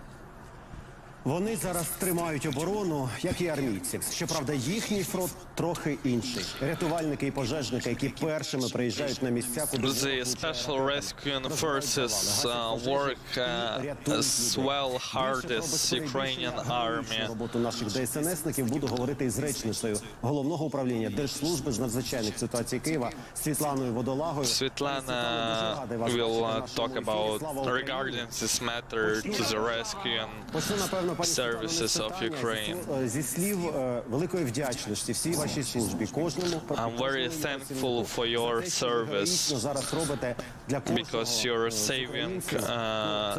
Це справжній героїзм в таких складних умовах. It's a true heroism in our consequences. Пишаємось і дуже вам за це вдячні. Як змінилася робота служби, якщо коротко, ви можете сказати, як How did the war affected the rescue services of Ukraine? Змінилося суттєво. Я не скажу, що не зовсім буде це правильно, тому що I can't say that it's totally changed, but I can say that before the war we've been ready and we've been defending fire and so on the same. However, now there is a risk to be a victim because of rockets, because of bombs. Ви говорите, так же рятуємо, так же гасимо. Не так же, і ми це бачимо і розуміємо. Ось сьогоднішній приклад. You said that you're rescuing the same as it was before, but I can see that it's much more braver, it's much more better, and I can see that on the news that your service still was rescuing the citizens despite the bombs and rockets. Так, дійсно, це відео було знято вчора моєю співробітницею, яка була там на місці. Звичайно, я дуже Yes, this video was filmed by our service, and I know all of the guys that been participating personally. So we are making the same work, however, it's much more harder and there are much more risks right now. Is there any victims? So already 4 people from rescue team already died and become victims. But it was on the first day of war.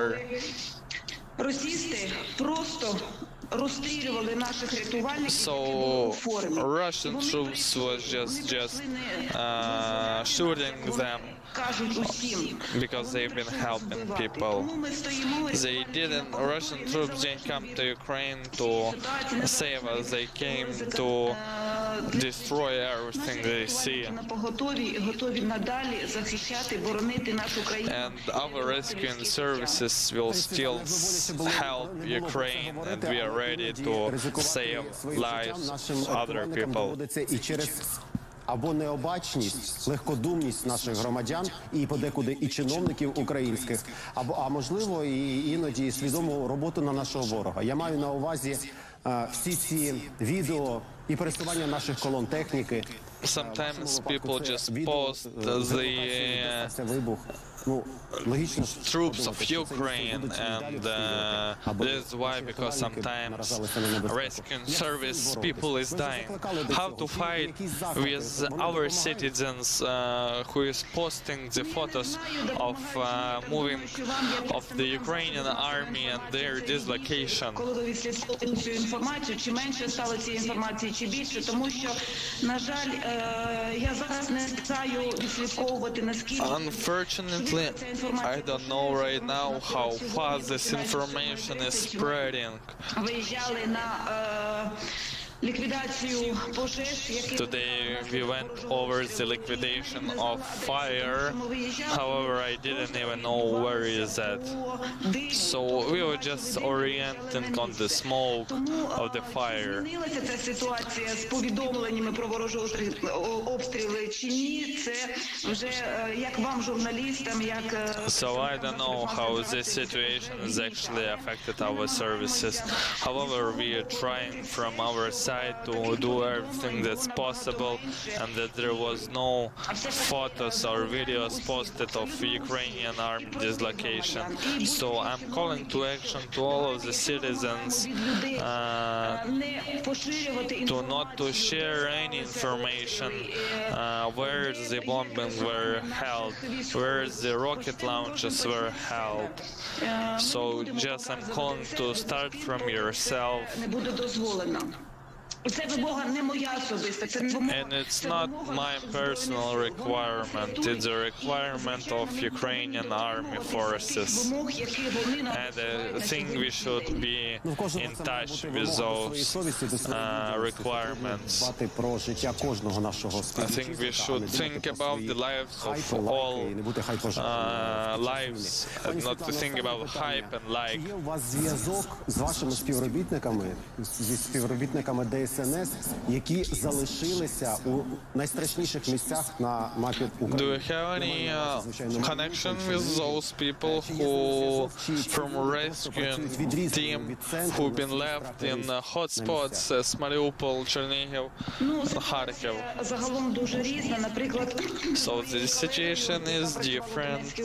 So from my colleagues that been working in Mariupol, the last call was on the 3rd of March, and now I have no idea how is her fate right now.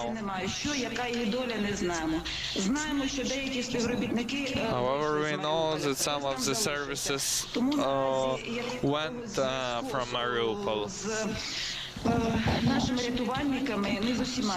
So right now the situation is that we don't have connection to all of the rescuing team. However, some of them we can still reach, and some of the members of our rescuing team don't have any connection to their relatives and so on.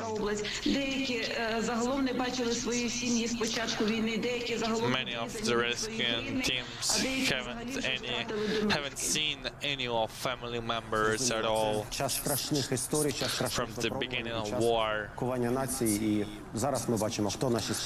And now we see during the war who are the true heroes of our country. Речниця Головного управління Державної служби з надзвичайних ситуацій міста Києва.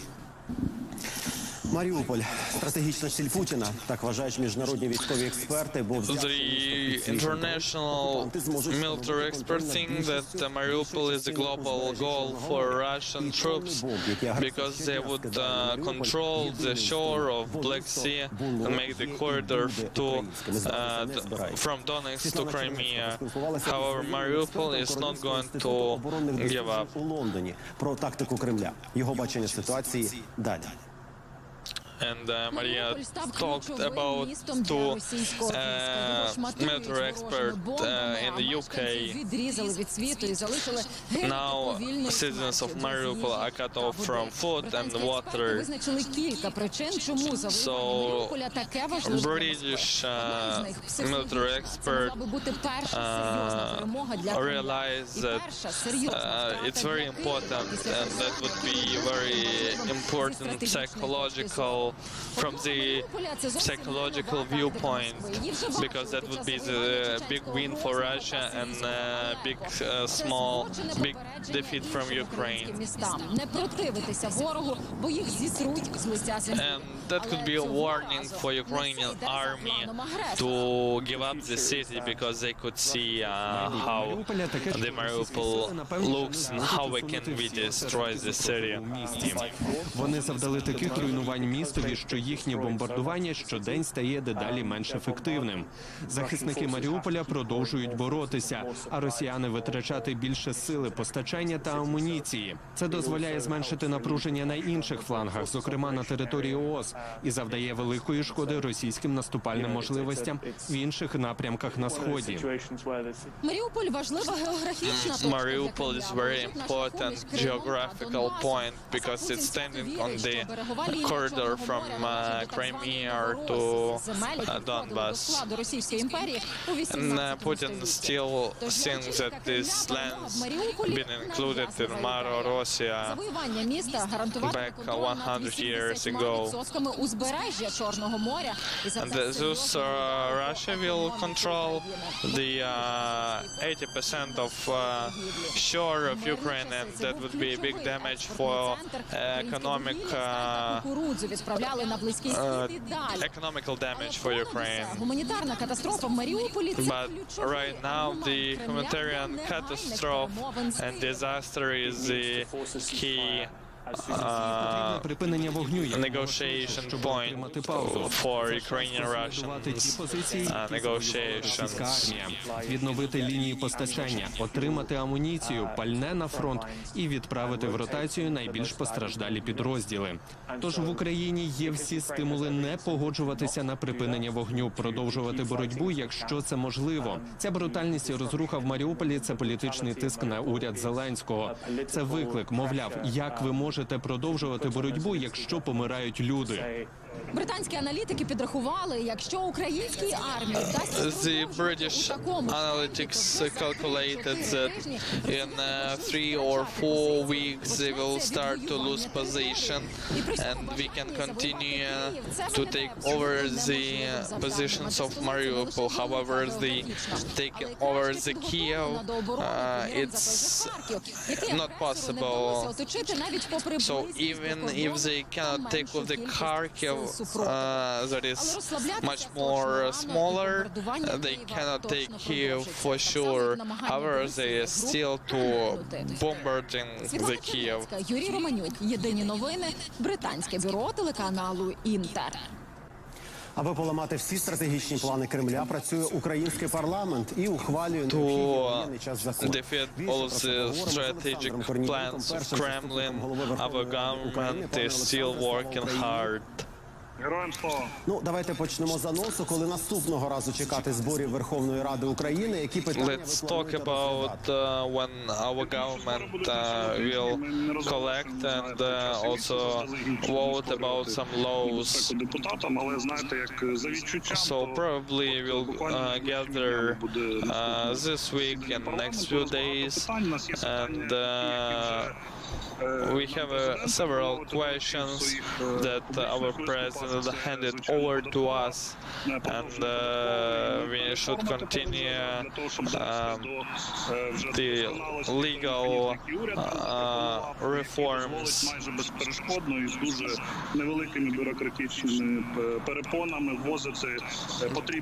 to help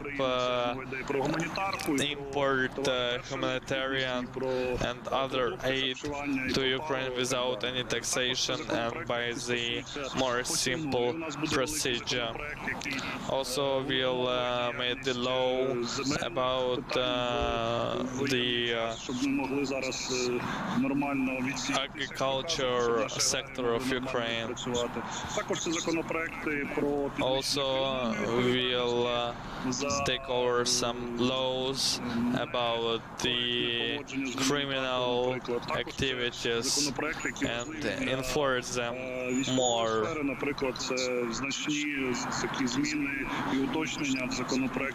Also, new laws will consider military activities.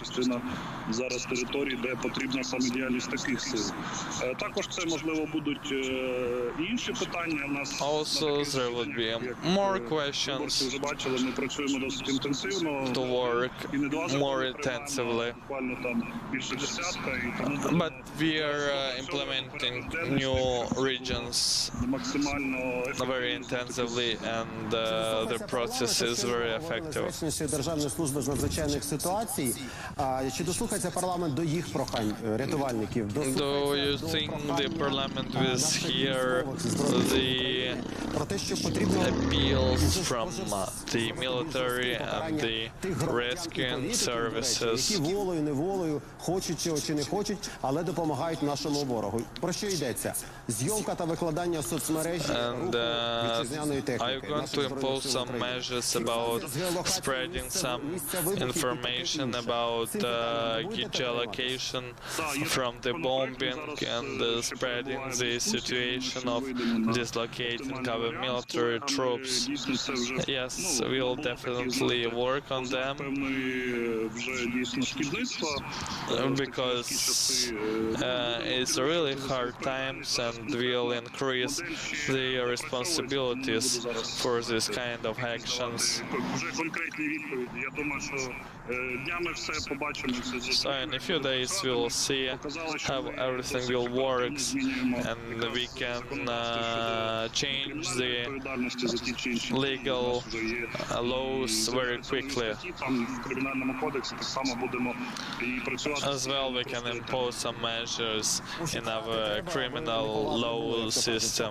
Але вже до народних депутатів погрожує Генеральна прокурорка України Ірина Венедиктова. Вона обіцяє розібратися, скільки депутатів зараз перебуває за кордоном, і обіцяє їм покарати. Also, we'll impose some закордонний виборчий округ. Restrictions on the government officials who are abroad. How do you think, what would be the perfect measure for those who are abroad in terms of government officials?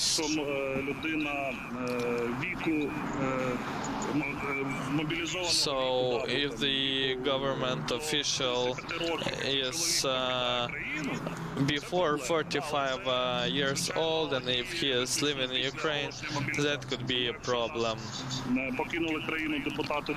So, if the government officials left Ukraine before the war, that's an open question.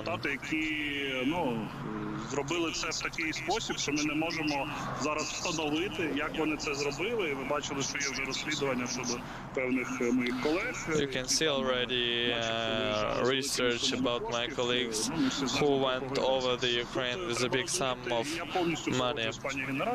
However, I agree with the General Prosecutor of Ukraine about all of the process around the processes of opposition of Ukraine.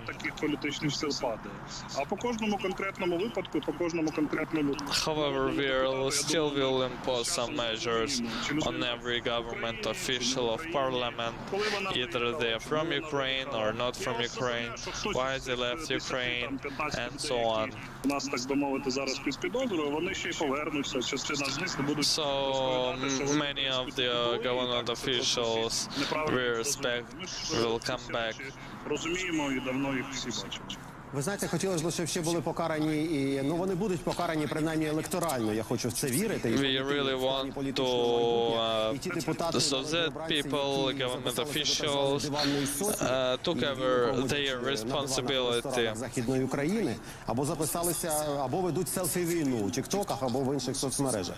Дуже хочеться, щоб українці і це відстежували і відділяли зерна від полови і бачили, хто що себе представляє. Ну і останнє питання. Ви збираєтесь наступного тижня. Що буде робити Верховна Рада з фракцією, яку What the parliament do with the opposition in parliament? So we have a big gap in code. However, we don't have any relation with those parties. However, that would be in a process. I'm pretty sure that the judge will make the decision to forbid the opposition party that works in favor of Russia.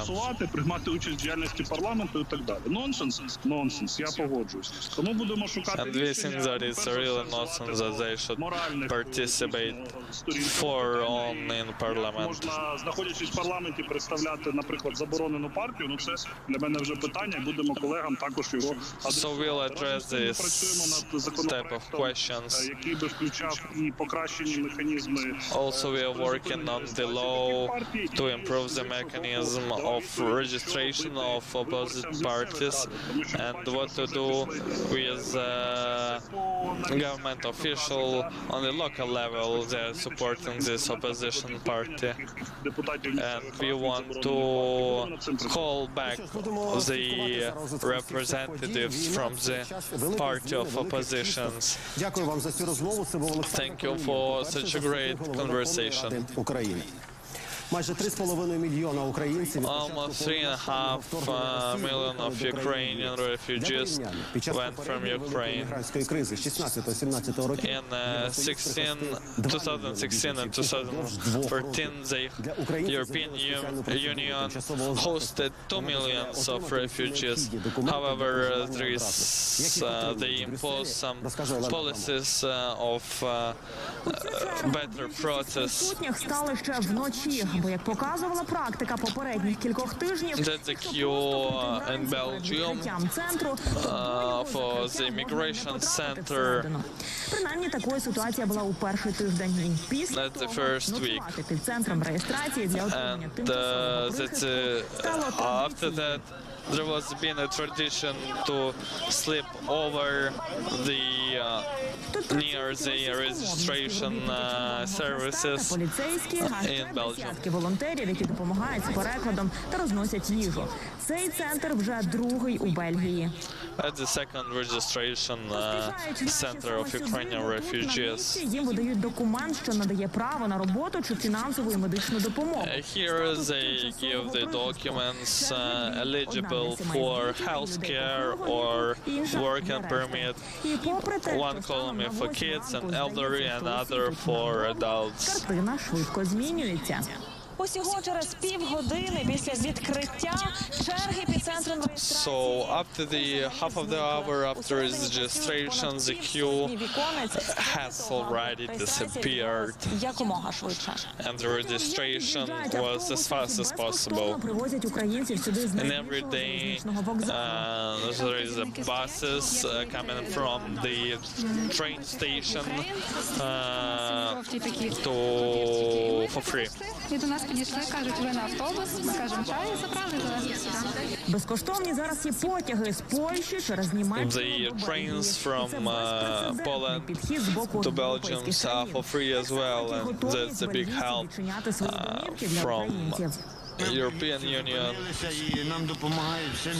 We stayed in Belgium and people helping as much as they can, and people doing this quite unitedly, and we can see that their soul is hurt because of Ukraine. The Joseph from Flamandia hosted the family of 3 people. Мені зателефонували в суботу ввечері і сказали, Someone called me on the Saturday to pick up the family in the evening, so I just jumped on the car and they pick up the refugees. And that's Elias from Syria, who knows what is war is. Так що українцям мої родні люди. Долучились до допомоги й приватні компанії. Так, кілька мобільних операторів пропонують новоприбулим українцям Also private companies also joined the forces, so telecommunication companies offering 3 months for free for Ukrainian users. We're one of the biggest companies in country, so that's the least that we can do for Ukrainian nations that are overcoming these difficult times. Європейське бюро телеканалу Інтер. Вікно в Америку. Уряд Сполучених Штатів опрацьовує імміграційні полегшення для українців. Мова і про The window to United States, the United Parliament is working on simpler measures for Ukrainian refugees coming from Ukraine. Вітаю тебе. Скажи, будь ласка, в чому полягають ці нововведення і, власне, коли вже можна на них чекати? Hello, Dima. Could you tell me more about these policies? There are two main news. The first is that U.S. administration made some changes on visa. And another news is about the temporary safety registration. However, government officials usually talks about this refugee status. So let's talk about what should we wait for. So regarding visas, there are a lot of Ukrainians that live in the United States and they want to collect some people from Ukraine, relatives or friends. That's why U.S. administration will help Ukrainians and ease the process for Ukrainian citizens. Another second biggest problem, and about those U.S. citizens who already have a green card, they can apply for that. And the second is temporary refugee permission. So all of them who came in March, they can apply for TPS, even if your visa is expired, either your documents and you still can legally be in US. And the most important, you can work here, and people are very grateful. But now we know that because of the bureaucratic procedures, it's not possible to apply. Ukraine still is not on the list of countries that are eligible for application. Просто твою заявку оформили, розглянули. Треба заплатити, скільки ви думали? Більше ніж $5000. And Ukrainians need to pay $545 for application, and it's a big sum for those people who went from Ukraine, and that's the movement where we need to work forward. However, government officials are ready to work on this, and the United States administration promised to increase the number of staff to handle this process. And another thing I would like to tell is that this refugee status don't give you any priorities. However, you're allowed just to work in the United States. However, you can see the refugees on the border of Mexico and the United States, and they're waiting in this camp, when the government officials will work out their application. Про статус біженця я порадився тут у Держдепі. Мені сказали, що за даними Держдепу з 1 по 16 березня статус біженця отримали. Скільки б ви думали? And only 7 Ukrainians received the refugees було би добре, щоб це питання теж вирішувалось. Щодо біженців, поки що вирішення немає, але хоча б ми можемо сказати щодо тих, хто хоче приїхати, хоча б however, there is already some improvements of those people who would like to come to Ukraine, to United States. Обіцянки, які зараз лунають, ті вже перші прогнози, які лунають, вони дають надію, що для українців. However, there is a hope that still Ukrainians can come and just wait for some period of time, and the process would be much more easier. So that's the situation nowadays. Thank you so much. Любов, яка витримала випробування навіть війною. У Дніпрі сьогодні the law that went through hard consequences. Яка втекла від обстрілів із Северодонецька. Про кохання, яке перемагає все. Далі. About the law that overcome the war. Олександр військовослужбовець ЗСУ. The Alexander is a military servant. Області через те, що чоловік because of обличчя за масками. Лише кажуть, he is a military server. They hide their faces. However, they wasn't thinking about the marriage. However, Alexander went to the army and then went to the hospital because of after the battle, and just after he went from hospital, he made the proposal for the woman. Just right over he went from the hospital. That's why Ukraine, we are famous to keep our family traditions, and it's why we are rich by the cultural heritage of our country. And despite they, we made this great decision. And after the proposal, they just immediately went to register their marriage officially.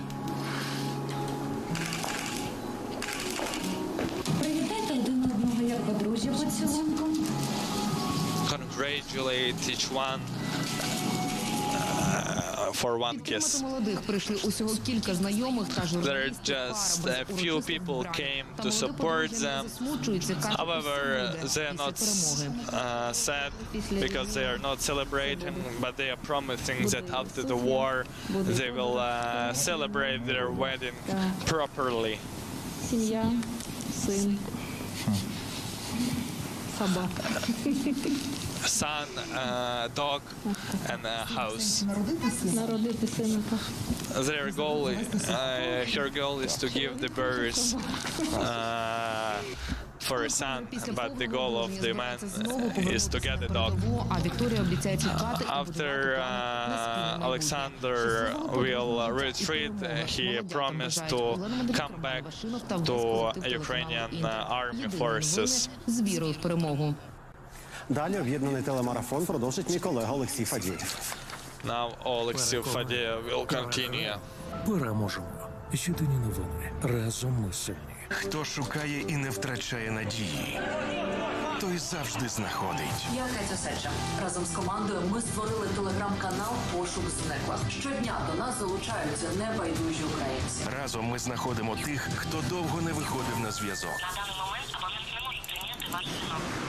Разом ми повертаємо у родини загублених дітей та дорослих. Разом ми сильніші. Пам'ятайте, що навіть після найтемнішої ночі настає світанок. Перемога за нами.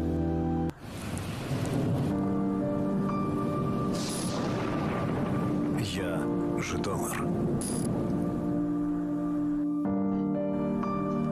У мене тут розбили лікарні і чомусь пологовий.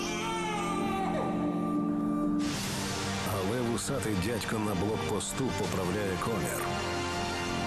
Він був на світлодарці і не схибить, стріляючи в ворога.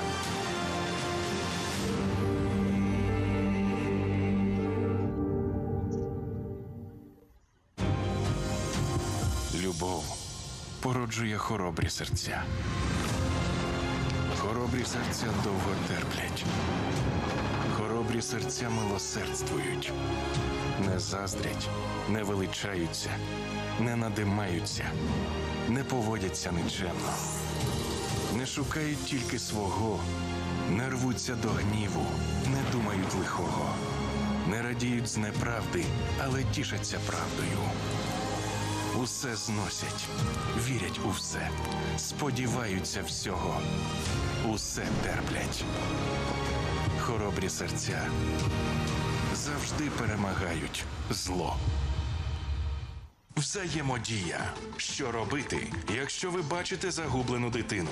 Переконайтеся, що дитина справді без дорослих. Запитайте, як її звати, звідки вона і коли востаннє бачила батьків. Відведіть дитину в тепле і безпечне місце, де є інші дорослі. Зателефонуйте у службу 102 та передайте всю інформацію про загублену дитину. Все буде Україна. Ми завжди сміялись в лице ворогам. Під царями вижили. Під кулями вистояли. Під серпом і молотом не втратили себе. Немає тієї сили, щоб зруйнувати Україну. Не вийде це і зараз.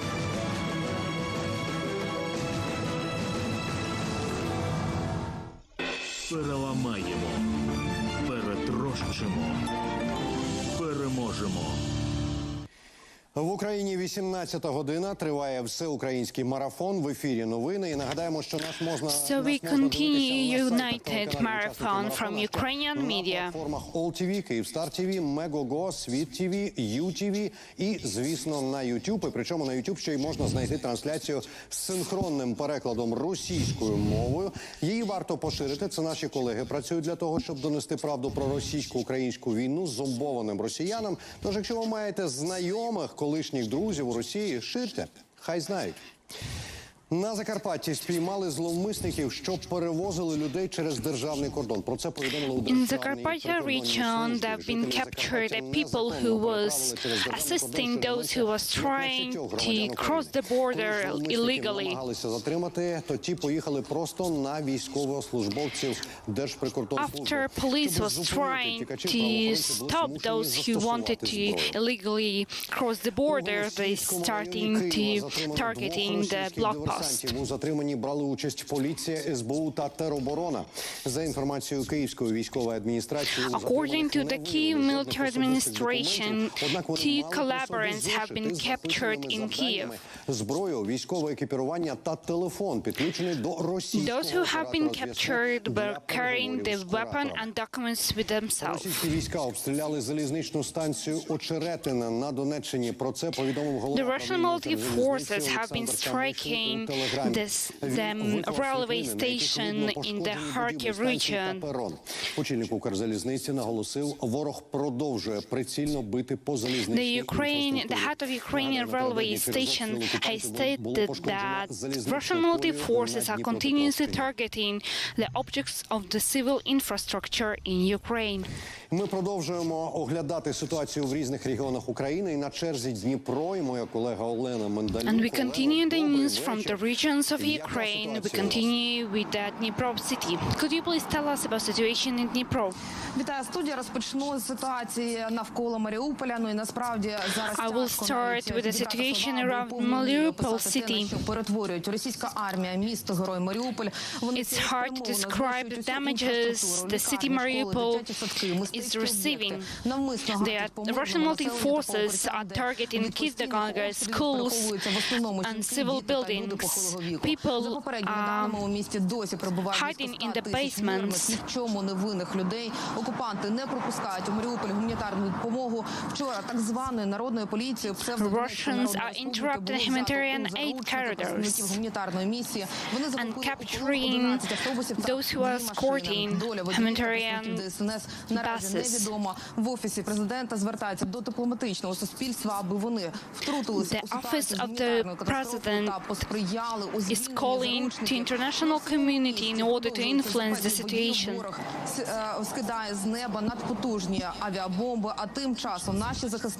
Russian army is targeting city with the air strikes. In the same time, Ukrainian military forces are destroying a numerous amount of Russian military equipment.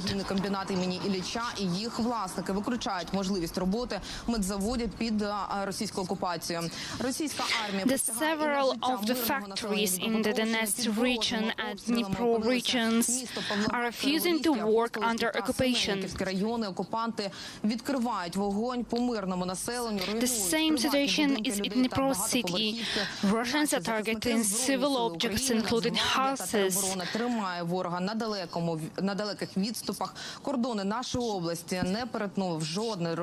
In the same time, we can say that the borders of Dnipro regions still remain Ukrainian. Russian soldiers have not been crossing and going inside the Dnipro region.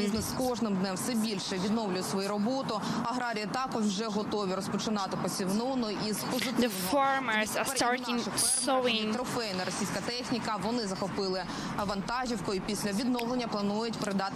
Some amount of the military equipment have been captured by Ukrainian soldiers as well.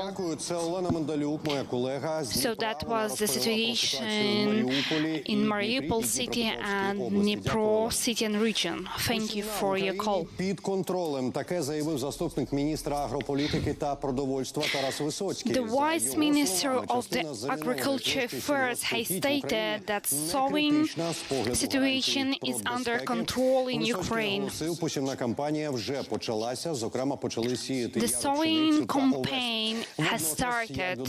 Стратегічних запасів Farmers are sowing grains, and it is expected that we will be having enough food supply for 2 years. Товари першої необхідності. Бойові дії вплинули на логістику поставок цих товарів. Це ми відчули у перші дні. In the same time, the logistic chains of the supply of the bread and grains has been interrupted due to the military strikes and shelling from the Russia side. Now you can see the footages of the producing of the bread in Ivano-Frankivsk region. The factory producing the bread is supplying 3 times per day different regions across Ukraine. З початком війни через сильний ажіотаж асортимент звузили до соціальних хлібів. Цехи тоді працювали практично цілодобово. Due to the high request for the bread, the amount of different products produced by the factory has been limited to the most important. Сьогодні ми якраз починаємо пекти хліб висівковий. А ще колачі, які дуже популярні серед місцевих в час Великоднього посту. Запрацював і кондитерський цех із випікання булочок. Керівництво підприємства запевняє, сировиною повністю забезпечені. Запасів вистачить на майже 2 тижні для безперебійного виробництва. The factory has confirmed that they have enough of the supply in order to produce bread. Паніка в людей, був ажіотаж, купляли багато хліба. Звісно, були проблеми Due to the panic across Ukraine, people were buying a lot of bread. There was interruption with the supplies, products for the bread production. However, right now, currently, there is no problem with the production of the bread. In the same time, I need to state that the prices got higher, the prices of the components to produce the bread. А ще підприємство безоплатно роздає до 5 тонни хліба щодня біженцям, волонтерам, військовим. Сировину безкоштовно надали 3 великі постачальники. Besides that, the factory is supplying with the bread for free Ukrainian soldiers and those who are were relocated from the east part of Ukraine. Кукурудза, макарони, це все в наявності, олія, масло, це все в наявності є. З кожним днем все покращується. We have the oil, bread, macarons and other food supply in enough quantity. Получаємо товар вже навіть в центральній Україні. А ще трейдери пообіцяли, що ціни на продукти зростати наразі не будуть, навіть попри здорожчання палива. Адже одна із мереж Even though the fuel has increased in the price, the bread will remain the same in price. That was the statement of the head of the factory. Ізюм, Буча, Ірпінь, Ворзель, Гостомель – це міста, які залишаються без мобільного зв'язку. The Mariupol city, Hostomel, Izum, and other cities occupied by Russians are now disconnected from the communication. Проте через бойові дії це не всюди вдається, і саме через це Ukrainian services are working in order to establish the connection. However, it's not always possible due to the challenge of the Russian army. Про це у своєму твіттері повідомив кореспондент Радіо Свобода Рікард Йозвяк, який перебуває у Брюсселі. Раніше очільниця німецького МЗС Анна-Лена Бербок підтвердила, що Євросоюз також збирається збільшити фінансову $500 billion have been given to Ukraine by European Union in order to provide the necessary assistance. В умовах російського вторгнення, про це заявив президент України Володимир Зеленський під час звернення до французького парламенту. Ukraine is seeking for the assistance from the France. That was the statement of the president of Ukraine, Volodymyr Zelensky, during his communication with the French parliament. Захисту від російської навали. Also, we need the weapon in order to fight Russian occupied forces. We need more of the support in order to freedom to be established. We need an air defense system.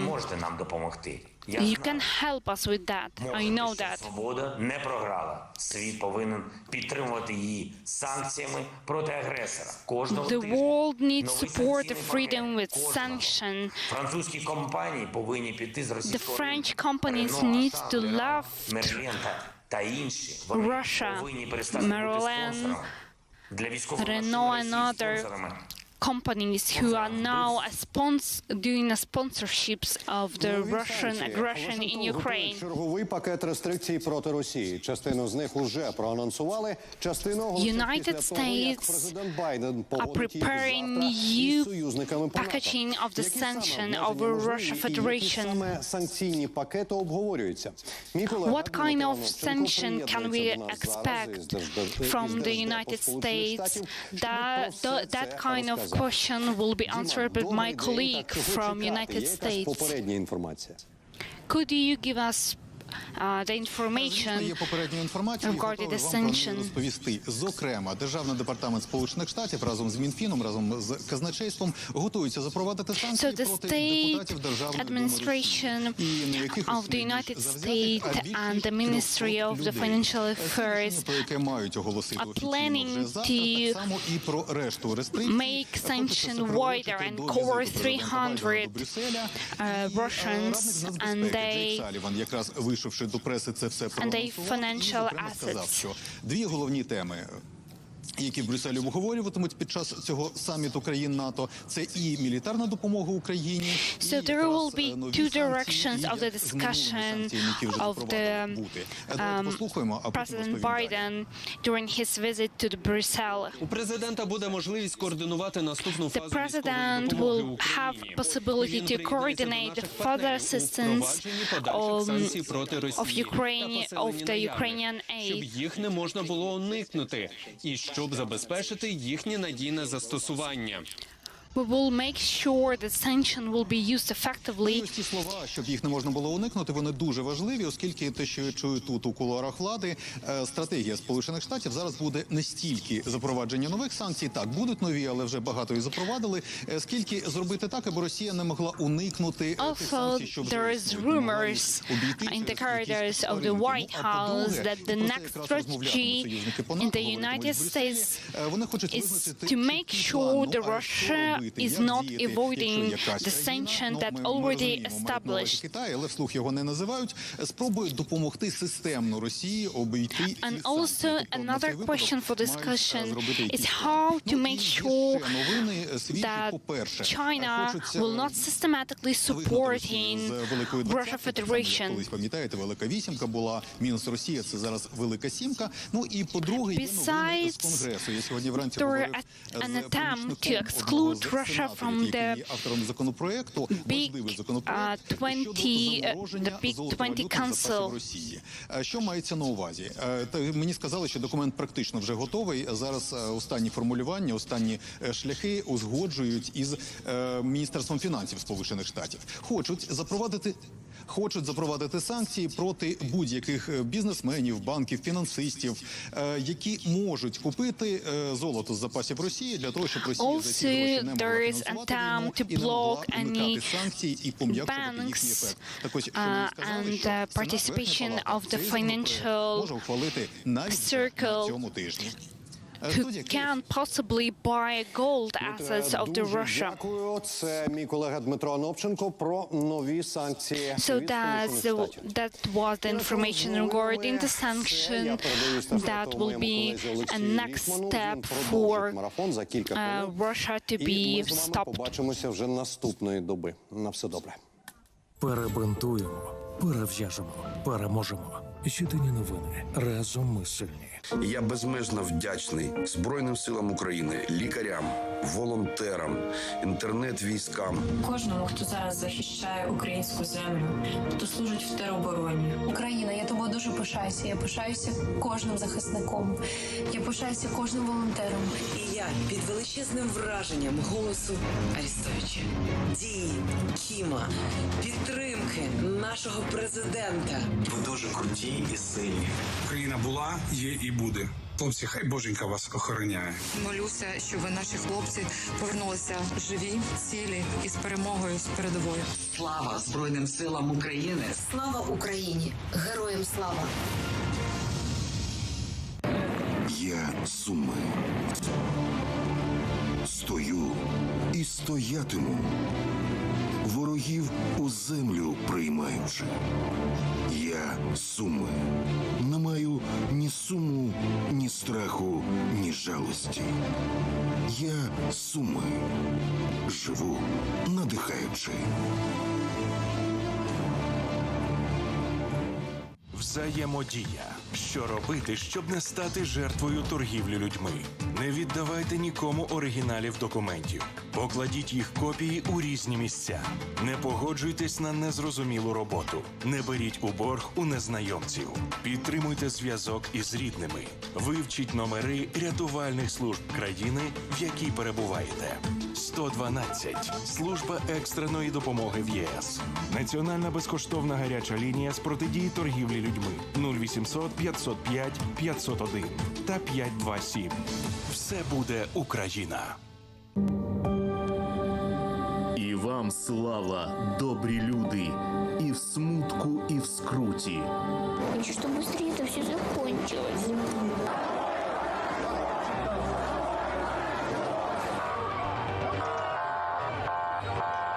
І вам, лицарі великі, Богом не забуті. Будемо займатися зачисткою одного із сіл, в якому зараз знаходяться орки.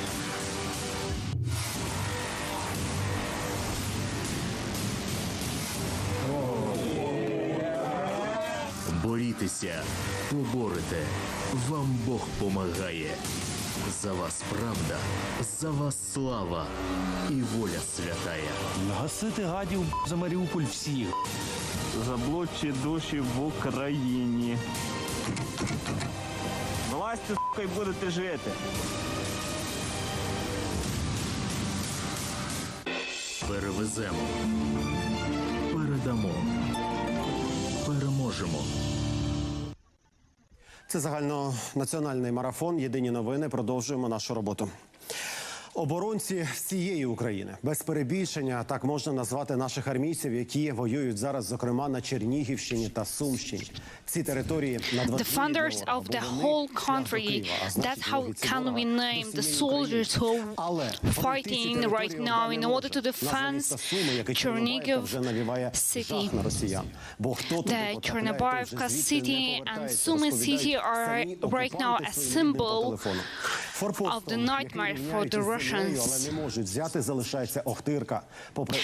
The Ochtyrka city now is the sign of the place which cannot be taken by Russian military forces, even though it's almost destroyed. The mayor of the Ochtyrka city is still staying in the city.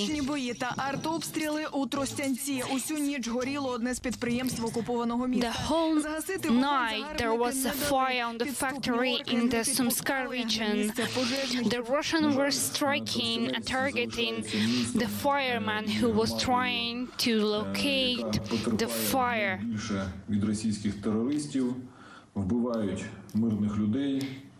The Russian terrorists are killing the civilians. We don't have water and electricity supply. The women are giving birth. The women are giving birth in the basements.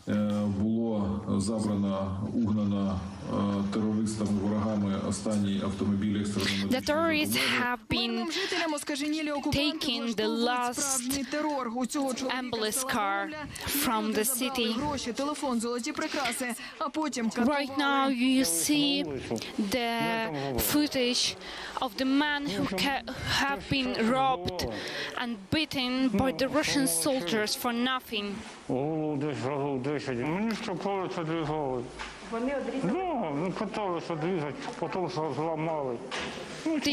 They were trying to cut my finger. They are sick.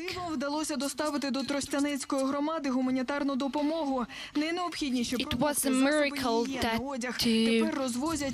to Sumska region the humanitarian aid was delivered. Now the humanitarian aid will be spread across the neighborhood.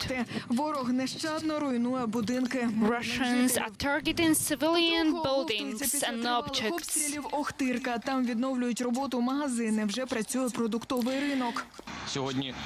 The situation in Ochtyrka city has improved. The shops started to working. It's one of the few nights when there was no shelling over there, Ochtyrka. We want to express our great gratitude to our defenders who are giving us the night of silence.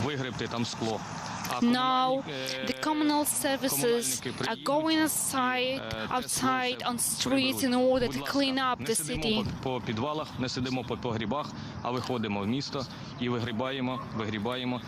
Please come on streets, go on streets and help us to clean up the city.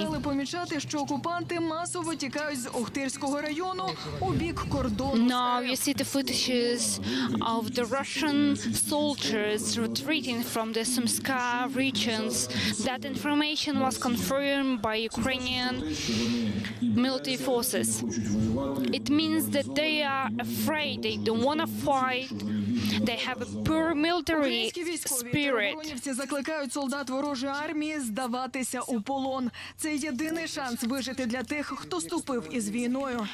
Ukrainian military forces are giving a call to Russians to retreat or give up. It's the only way for them to survive.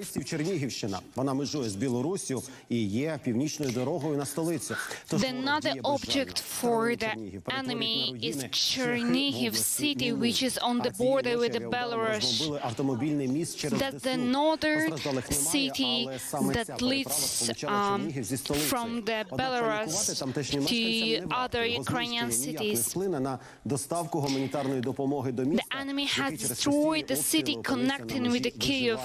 каже голова обласної That may lead to humanitarian catastrophe in the region. Це не заважає нам поставляти гуманітарну допомогу до міста Чернігова. The head of Chernihiv military state administration has stated that the humanitarian aid will be delivered to Chernihiv anyway. Новий міст. We will build a new bridge anyway. Він у нас уже був старенький. А таке місто, як Чернігів, місто-герой, заслуговує нового, крутого, The bridge that was destroyed is an old bridge, and we will build a new one, the modern, the bridge that Chernihiv city will value, and the bridge that deserve the city. Окупантам уже вдев'яте розбивши російську техніку у Чорнобаївці, з якої власне і вели The Chernobyivka city became the place where Ukrainian multi-forces has destroyed Russian troops in 9 times. Сирени – така ж частина життя у Миколаєві, як і в інших містах України. The air raid warnings is a part of the common life of the Mykolaiv city. Часто обстреливают гораздо чаще ракетами с кораблей Севастополя там и так далее. Мы это видим, мы обязаны. The enemy is striking the city more often from the Black Sea region. We don't know if the missiles will be reaching our city. However, we are obliged to turn the air raid warnings. Подбили, говорит, орки.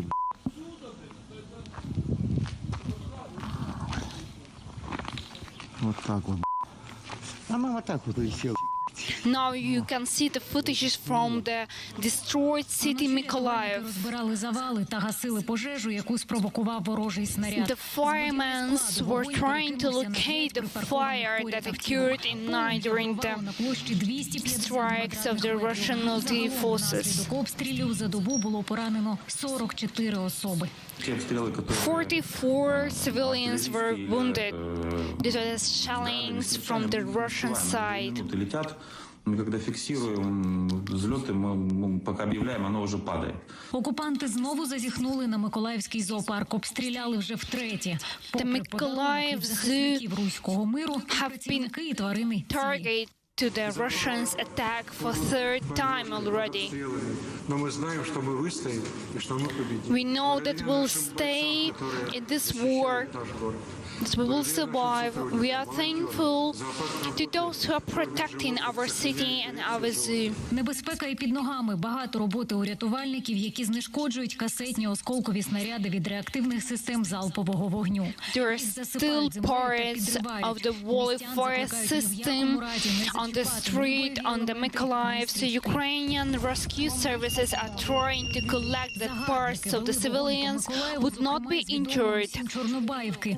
Проте ЗСУ винесли вирок російським смерчам. Вдев'яте розгромили окупантів. І далі буде. Голова Миколаївської військової адміністрації переконаний, ворог боїться. The head of the Mykolaiv military state administration is sure that Russians are extremely scary of Chornobyivka city, since they understand and perfectly following what is going on in that place. We know that they are retreating towards Russia and going back to occupied Crimea. Євгенія Терещенко, Наталія Сінченко, телеканал Інтер. Єдині новини. Більше про ситуацію у 28-й день російського повномасштабного вторгнення в Україну буду говорити з Євгеном Єніним, першим заступником міністра внутрішніх справ України. Пане Євгене, слава Україні! Now we on call with the Vice Minister of the Internal Affairs of Ukraine. Could you please tell us about situation across Ukraine as for now? Збройні сили разом з іншими складовими сектору безпеки і оборони успішно відбивають напади. The Ukrainian military forces, together with the other units of Ukrainian defenders, are successfully staying and defending Ukraine. Ми продовжуємо активно боротися з диверсійно-розвідувальними групами. We continue to fight the foreign representatives of the foreign intelligence agency. Днями війни водночас розслаблятись не варто. час від часу ми стикаємося з агентурою Even противника, though we should not be роль relaxed over our success in fight І хотів би нагадати, or що розповсюдження collaborance. інформації про переміщення, рух або In the same time, we reminding that any information that might be posted online, video of or the photos from the targeted civilian objects can be a help to Russian military forces, and as for now, is prohibited. Ми маємо суттєве скорочення рівню злочинності. Зокрема, в Києві The level of criminal activity in the Kyiv and other cities is reducing. До цього, до періоду російської відкритої агресії, ми реєстрували близько 100 крадіжок щодня. Тобто, вочевидь, ми бачимо зниження показників злочинності на So the вулиці. level of the criminal activity, including the cases of вашої безпеки, з урахуванням того, що противник of not severe criminal cases більше вдається до has decreased, even comparing to the times, even comparing to the peaceful times. Часто стикаємося з ракетами, снарядами, авіабомбами, On the other hand, we have more and more cases of the missiles, mines, and other weapons that were used by Russian military forces that failed to activate. 400 авіаційних бомб. Самою головною зброєю громадян в даному випадку є пильність і обережність. Будьте пильними In і this тримайте під case, контролем the поведінку best дітей. protection Якщо ви for бачите щось civilians схоже на is to be attentive. снаряди, боєголовки, If you see бомби, some of that гранати, weapon інші that вибухові didn't пристрої, activated, заходом that didn't реагування буде activate, чим швидше please покинути report. зазначену територію та негайно зателефонувати на номери гарячих ліній або ДСНС, це 101, або Національної поліції. For that reason, civilians need to use the emergency numbers. Спільно з поліцією продовжує активну участь в евакуації біженців. We continue the evacuation process of civilians from the occupied territories to the safe cities in Ukraine. 860 тисяч біженців. Причому хочу відзначити, що ми рятуємо не лише людей. Буквально днями наші рятувальники Харківщини під час огляду пожежі в одному з багатоповерхівок знайшли маленьке кроленя.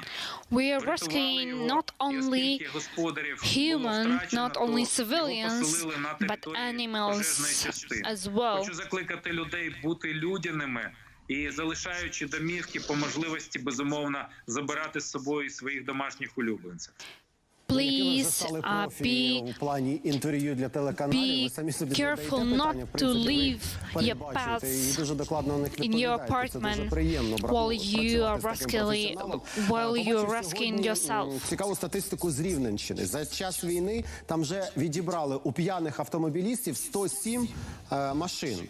Наскільки така практика може бути поширена по всій країні? І як ви вважаєте, чи не варто її зробити 107 cases of the cars being taken from the drunk drivers in the Rivne city? Is that practice common across Ukraine? Well, we're using that practice статистику, але те, що такі випадки стають дедалі більш частими, я маю це відзначити. Тому хотів би закликати бути пильними і не сідати за кермо often we drivers being front and driving. Even though I don't have exact numbers of that kind of cases.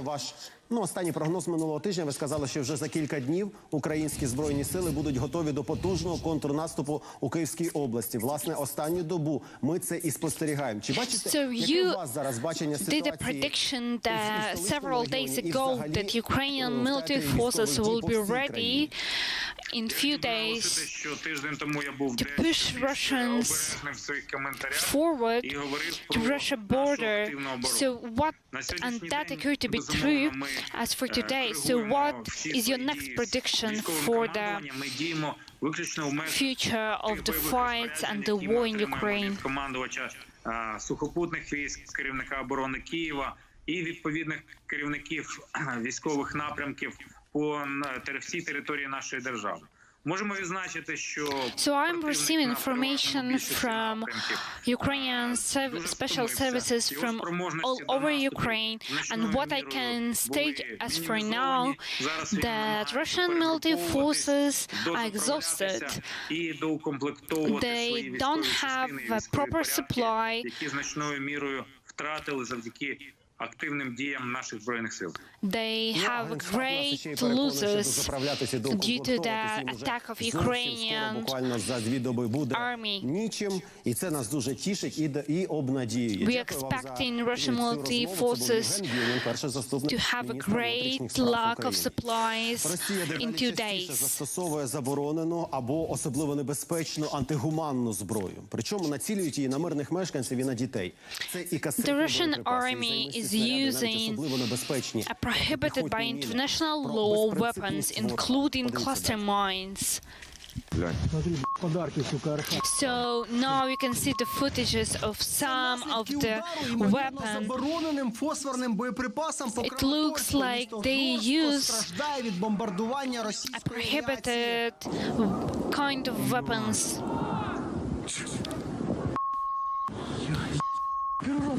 The chemical weapons that is connecting with the air.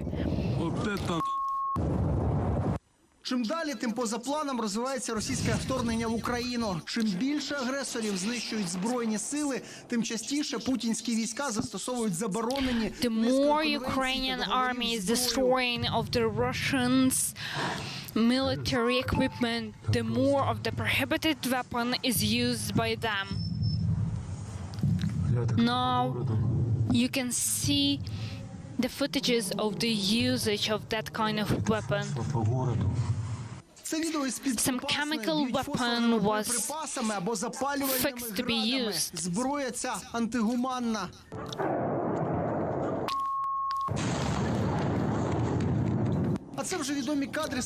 The usage of such kind of weapon is crimes against humanity.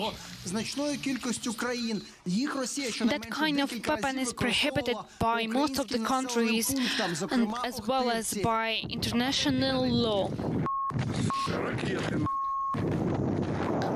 The missiles are basically laying on the lands. The wall of fire system that is used by Russian army is prohibited almost everywhere in the world. Now you can see the footages of the wall of fire systems. That kind of systems, that kind of system is used to fire the cluster bombs towards Ukrainian territories. Please, if you see that kind of weapon on the street that did not activate, please report to Ukrainian rescue services. Армії в Афганістані за 10 років. Таку інформацію наводять у Генштабі Збройних сил України. The Ukrainian military office has reported the losses of the Russian military forces that is equal to the double losses in the Chechnya war. Now on the screen you can see the numbers of the destroyed of the Russian military equipment, including 6 generals. У російській владі там почали зникати люди. Так у ЗМІ з'явилася інформація, що невідомо де поділися міністр оборони Федерації Сергій Шойгу. Востаннє він з'являвся на публіці майже 2 тижні тому. Та начальник Генштабу Валерій Герасимов його подекуди звинуватили у бліцкригу в Україні. That some heads of the special services and ministers in Russia have been disappearing. Включаючи голів спецслужб, including the head of the special services and intelligence. Голова Центробанку Набіуліна, міністр Решетников. Словом, всі намертво зникли навіть із публічного протокольного простору. It looks like they are disappearing not only from the media, but from the usual councils that's supposed to be going on in Russia. Only Lavrov is still lying on the television in Russia. Оточення Путіна тікає, той сподівається на свого білоруського васала Лукашенка, якого міцно тримає на повідку. Про зрадницький удар з боку Білорусі говорять дедалі частіше. Існує ймовірність нападу на Україну з боку Білорусі, про це повідомляє наш Генштаб. Still been participating in the crimes of the Russia is Belarus leader, so-called President of Belarus, Lukashenko. The experts are talking more and more about possibility of the Belarus invasion to Ukraine. Сигнали надходять з білоруського боку. Олександр Лукашенко, кишеньковий президент Путіна, може втягнути свою країну у війну з Україною. Of the Russian President Lukashenko Зростає ймовірність того, що Білорусь долучиться до конфлікту. Путіну потрібна підтримка. that Belarus might join the war against Ukraine. Надавало військам Федерації всебічну підтримку. З території північної країни на Україну летять ракети. From the territory of Belarus, there have been strikes of the Russian army towards Ukrainian cities. У полум'яних промовах уперто заперечує, що його країна In the same time, the self-proclaimed president of Belarus, Lukashenko, is stating that they plan not to participate in the war going on in Ukraine. There is no place for Belarus army in Ukraine. That was his statement on the 15th of the March. Але за даними української розвідки, Лукашенко лукавить. However, according to information of the Ukrainian intelligence service, that's not true. Бесіди з рядовим складом білоруської армії, щоб схилити до участі у війні, зокрема у складі збройних сил Росії. Military representatives are trying to convince Belarus soldiers to participate in the war. Навчання у російських військових вищих навчальних закладах. Наприклад, They're giving them some preferences in the payments, in the salaries, and in the future possible studies in the Russia Federation. Військових спокусилися на Рязанське училище. Загалом, за даними ресурсу Global We don't have numbers how many of the Belarus soldiers have agreed to participate in the war in exchange of those privileges, but we know for sure that Belarus soldiers have never participated in other conflicts. Військових залежить від волі однієї людини. And the further experience of the Belarus soldiers now depends only on one person, the self-proclaimed president of the Belarus, Lukashenko. Та деякі командири відмовляються від участі в окупаційних діях проти нашої держави. According to the received information, the military spirit of Belarus forces is very low. А тих, хто дав згоду, викреслюють зі списків особового складу. Soldiers are resigned from the army. Немає єдності і серед вищого воєнно-політичного керівництва. За даними білоруських опозиціонерів, Belarus army as well. Військової участі у наземній операції збройних сил Білорусі може бути організована провокація на держкордоні. Ірина Іванова, there might be a provocation going on the Belarus border in order to have false reason to invade Ukraine. Навіть до початку вторгнення, бо Білорусь дозволила використати свою територію для мобілізації великих підрозділів Федерації. Чи схаменеться Лукашенко, has been an alliance to Russia Federation in this war from the very beginning, since Belarus was giving Пане Миколо, радий вас бачити. Слава Україні. Пане Миколо, ну як говорять, конспірологія цариця наук. Давайте почнемо з російської кулуарщини. Ви знаний експерт з міжнародної політики в першу чергу. So now we are on the call with the international law and military expert. Could you please comment on the disappearance of the Russians heads of the ministries and the services that basically disappeared from the media? Чи справді там щось назріває? Насправді є такі розвідання, що частина російських еліт готова. Well, yes, we are receiving the information from the intelligence agencies that their human environment around Putin that is might be ready to contradict Putin policy. Не впускали, потім їх, правда, поліція попросила це зробити, не впускали просто в Бодрум, в бухту. І дійсно, частина з них готові, як мінімум зараз вони витрачають багато коштів, щоб як мінімум зберегти свій капітал, і oligarchs are also ready to be in a position to the Putin since they experience the sanction and restriction in different cities across Europe. Лікарні, будинки, просто and the more Russian army is bombing hospitals and civil objects, the more there is a clearance that the war is not in the favor of the Russian Federation. We have received information that one of the assistants of the Putin has left the country. He basically escaped Russia. It looks like it's definitely not a lucky time for the Russian Federation. It's the Russian army is not anymore a second army in the world. Ми бачили, що вже частина чеченівців просто відлетіла до себе додому. Чим більше віршики складає їхній так званий лідер, part of the Chechen army that was previously joined to the Russian military forces has escaped and retreated back to their country as well. Навіть якщо цього не станеться, то українські і спецслужби, і збройні сили, і територіальна оборона працюють над тим, дійсно, щоб the Ukrainian military forces, the territorial defense forces and volunteers are working well in order to defend Ukraine and Ukrainian territory that scares hell of the Russians.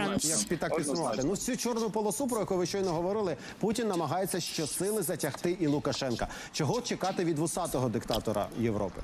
Well, that unlucky time is shared by the Belarus. What can we expect from self-proclaimed president of the Belarus, Lukashenko? Well, there is a guerrilla movement going on in Belarus, and we have a big hope that that kind of movement will help to stop Belarus army from entering Ukraine and join their invasion. We know the military spirit of the Belarus army.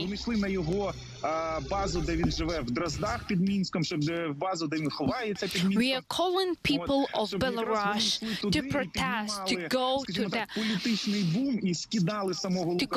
the house of self-proclaimed president of Belarus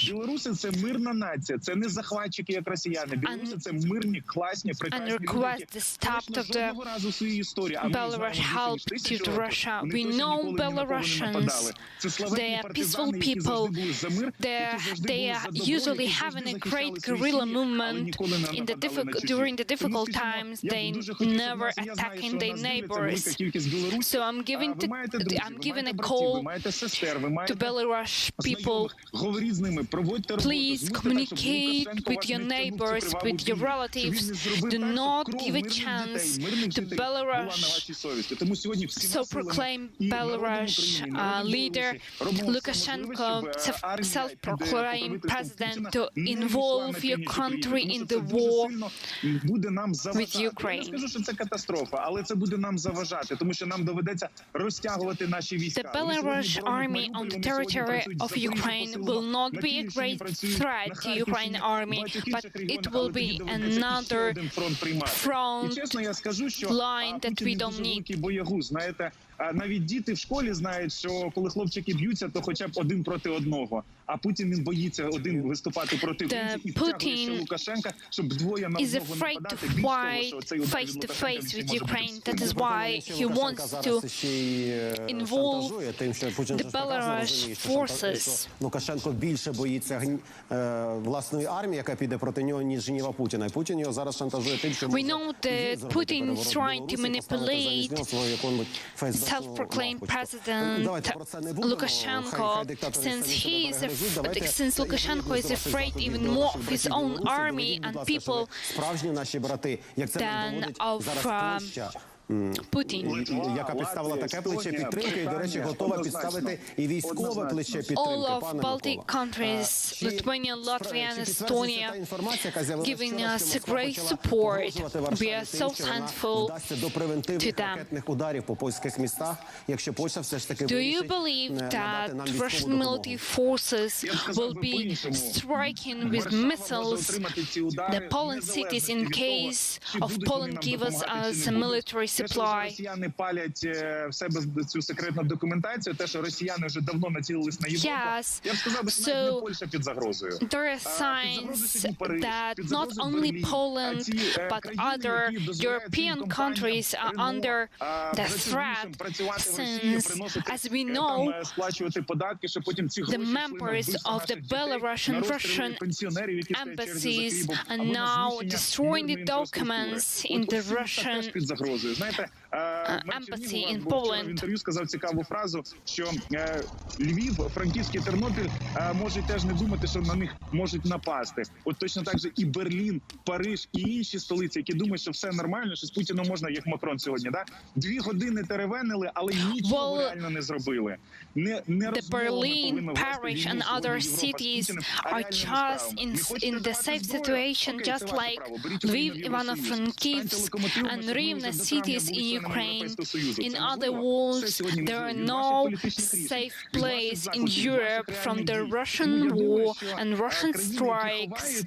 А найбільше сьогодні ховається не Польща. Польща сьогодні один з лідерів Європейського Союзу. Well, Poland along with the Lithuania now are the leaders of the aid and military and humanitarian aid that is given to Ukraine.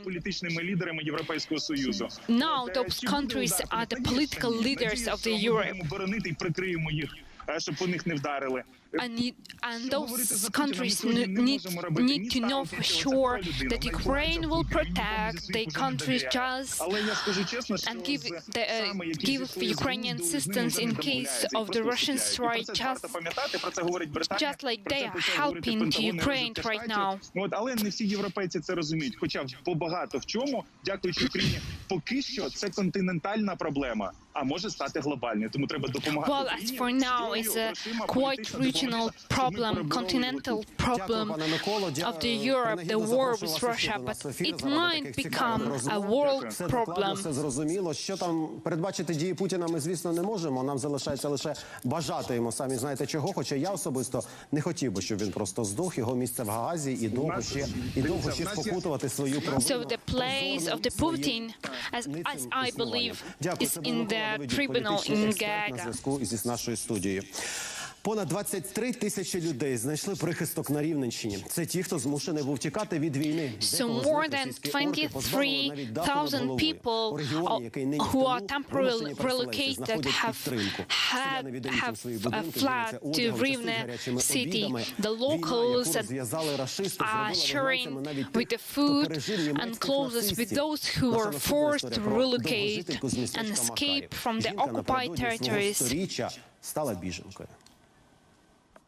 So now we see the footages of the woman who are almost 100 years old and became a refugee and internally replaced person in Ukraine.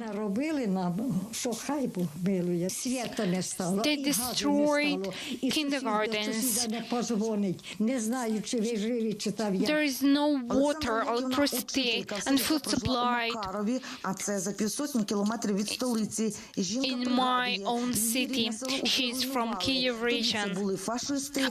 She remembered the times when her home city was destroyed by German forces back during the World War II, and she cannot believe that the situation repeating itself. Одна на весь під'їзд, одна, ну, ці люди мене забрали. I was very little during the World War II. I was taken by strangers and they helped me to survive. And now, when I'm 100 years old, I'm taken once again by strangers and given the assistance. It's so scary.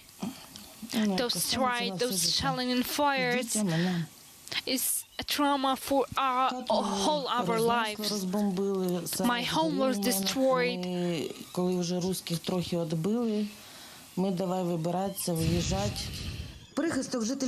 After there was a stop in shelling, we decided to left our home city and rescue ourselves to the peaceful territories.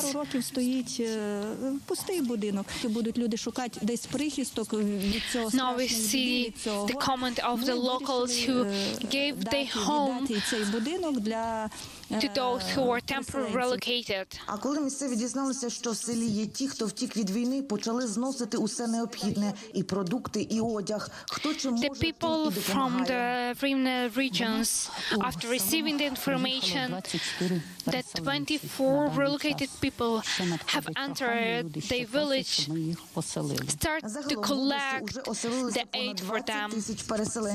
Люди вірять, що вони тут на Рівненщині тимчасово. The number of those who've been relocated to the region is more than 20,000. I'm sure we will have a victory. I want to come back to my home city. З вірою у перемогу. На цьому у мене все. Я передаю слово в цьому телемарафоні. We believe in the victory of Ukraine and we will continue our united marathon of Ukrainian media soon. У вас просто не може бути сумнівів у нашій неодмінній перемозі. Дякую за увагу. Все буде Україна. Everything will be Ukraine. Перебудуємо. Перезапустимо. Переможемо.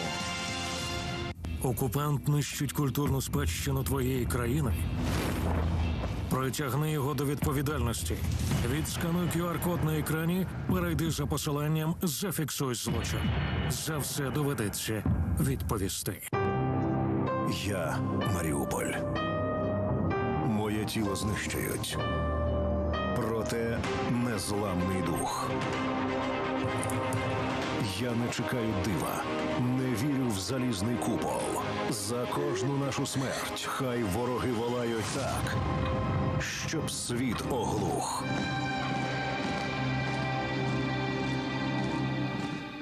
Привіт всім українцям. Ми ніколи не були ще такими сильними, єдиними.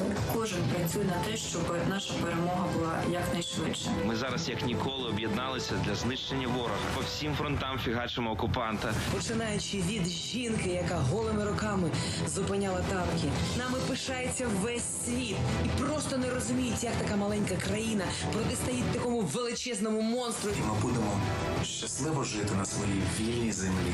Це наша земля. Ми з Богом. Ми переможемо. Ми переможемо. Обов'язково переможемо. Фестиваль перемоги вже незабаром. Перемога тільки за нами. Я в це вірю. Моя велика і потужна сила.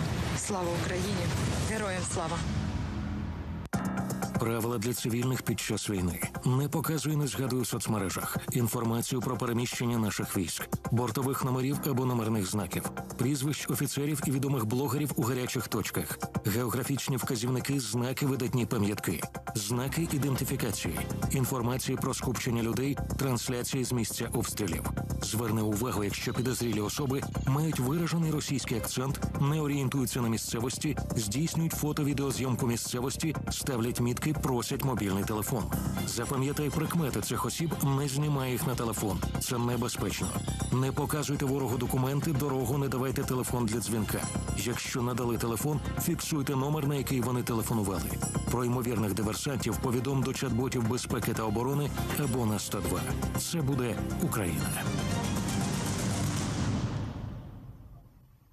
Коли під завалами будівель, у вогняній пастці чи в оточенні ворога сковує вічі, у найтемніші часи під обстрілами ворожих куль та залпами ракет прийдуть ті, хто озброєний вірою в перемогу життя над смертю. Ті, хто знає справжню ціну життя. Хлопці і дівчата зі сталевими нервами, з залізною волею і доброю душею.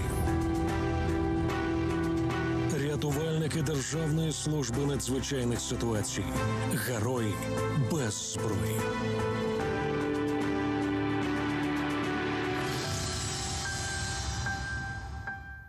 Перебудуємо, перезапустимо, переможемо. Я русский военный корабль. Предлагаю сложить оружие и сдаться. Русский военный корабль, иди на...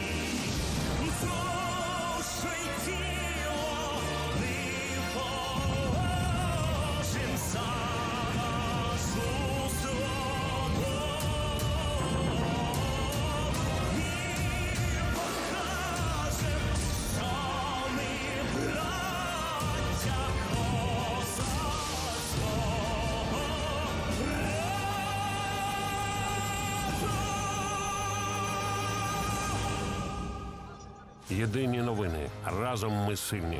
Підтримай українську армію грошима. Скануй код.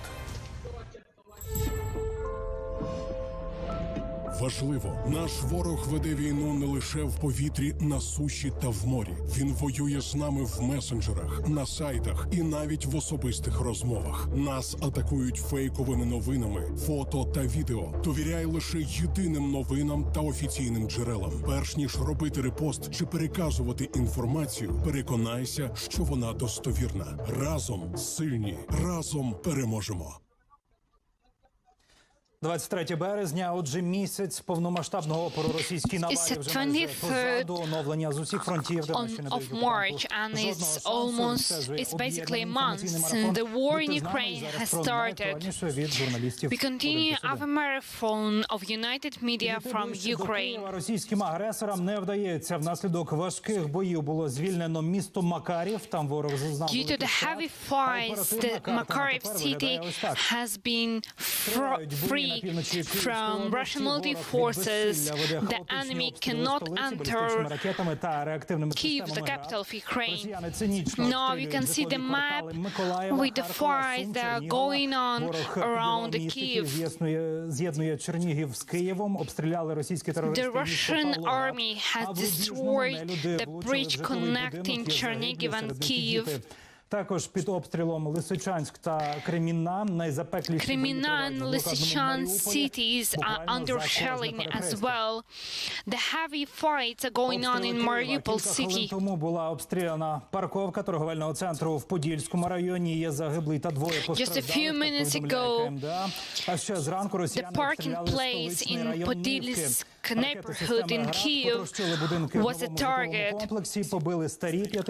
from the Russian military strikes. Жодного військового об'єкту в цьому районі немає. There is no military objects in that neighborhood. The Russian soldiers are trying simply to provoke a panic in Kyiv. However, it's not the case. The people stay calm and they understand what is going on. Але вони підмітають, вичищають, прибирають. Люди усі гуртом взялися за справу. Вони поспішають. The people of Kyiv are cleaning up the streets. Яка там паніка? Здається, люди аж надто спокійні. Якби Андрій outcomes of the shelling that were happening before. А сьогодні каже головне, що він і його дружина живі і неушкоджені. You know, before I would really be unhappy about my car being destroyed or damaged, but now I'm happy that my life is in safety, that my family is not wounded. Да, то есть паркети, квіти. От і все, що тут було. Навіть потрощене відділення Ощадбанку не вимикає понівечене табло обміну валют. The operational division of the bank цифри є на табло, але який курс можна дізнатися лише was a target of the shellings. Долар 30, євро 34. The screen showing працюють навіть коли в повітрі знову the exchange rate is still working. На кілька секунд замовкає, а потім продовжує давати інтерв'ю. Просто снесло стіну. You now can hear the noise from the Russian military forces striking Kyiv. The people are so used to those strikes that they stop giving interview just for a few minutes and then continue. Попало десь близько до 10 снарядів, пошкоджені 5 будинків. Оцей будинок, що за мною, він постраждав більш всього. Ви бачите, що the buildings around me вони розірвалися. На щастя, have been a target for the strikes already for several times. The building behind me was damaged the most. Виходить з мочалкою витерти пил зі своєї ластівки, але дивиться, що та як решето, і вирішує піти геть. The owner of the car that came to check his car, so the car that just returned back to home is destroyed completely. Окуляри впали, так? Ну, да, я не могла їх знайти. Я скрізь дивлюсь, немає ніде окулярів. Я думаю, логічно, вони мали випасти. This particular woman дивитися, понімаєш? We're searching of her glasses outside her apartment since the windows were crashed. Бойові дії. Складається враження, що це на нас напали терористи. Вони щодня вбивають наших рідних. Looks like terrorists have been attacking the city again and again, saying they are targeting civilian objects. Бореться. Олександр Загородний, Єва Ніколашвілі. They want to provoke the panic, but Ukraine is still fighting. Чернігів майже відрізаний від сполучення з Києвом. Російські військові розбомбили автомобільний міст через Десну. Про це повідомляє голова. The Chernihiv city is basically disconnected from the connection, disconnected from the Kyiv. Споруда з'єднувала Чернігів із Києвом. The Russian army had destroyed the bridge over the Desna River. Але Чаус запевняє, відсутність моста не заважатиме доставляти гуманітарну допомогу до State military administration of the Chernihiv city is stating that humanitarian aid will continue coming, will continue to reaching the city. And secondly, we will rebuild the bridge, the modern bridge that corresponds to the city hero of Ukraine, Chernihiv. Ми його обов'язково збудуємо після нашої перемоги. We will rebuild the bridge of our victory. Що на Київщині і поруч зі стратегічно важливою автодорогою Київ-Чоп підконтрольне Україні. Ось уже кілька днів, але й досі є небезпечним. The Kharkiv city that is located near the strategic road in Ukraine is under control of Ukrainian military forces. However, it's still dangerous.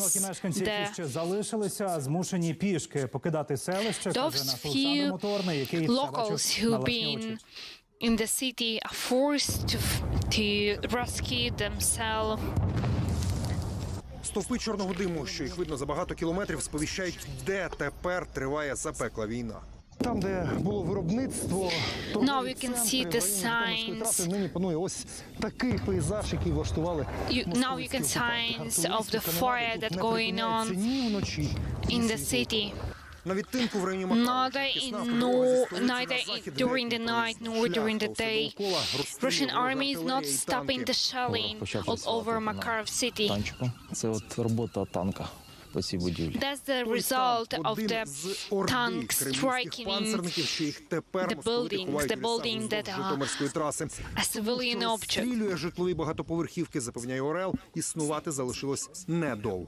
Those who are shelling all over our buildings will not stay for long. They will not survive. I am sure in that. Із самого Макарова, що розташований за півсотні кілометрів на захід від столиці, напередодні, сповістили силовики, повністю вигнали окупантів. Безпечними важко назвати. The west part towards Kyiv, the 50 kilometers from the Kyiv, where Kharkiv city is located, is totally cleaned from Russians' occupied forces.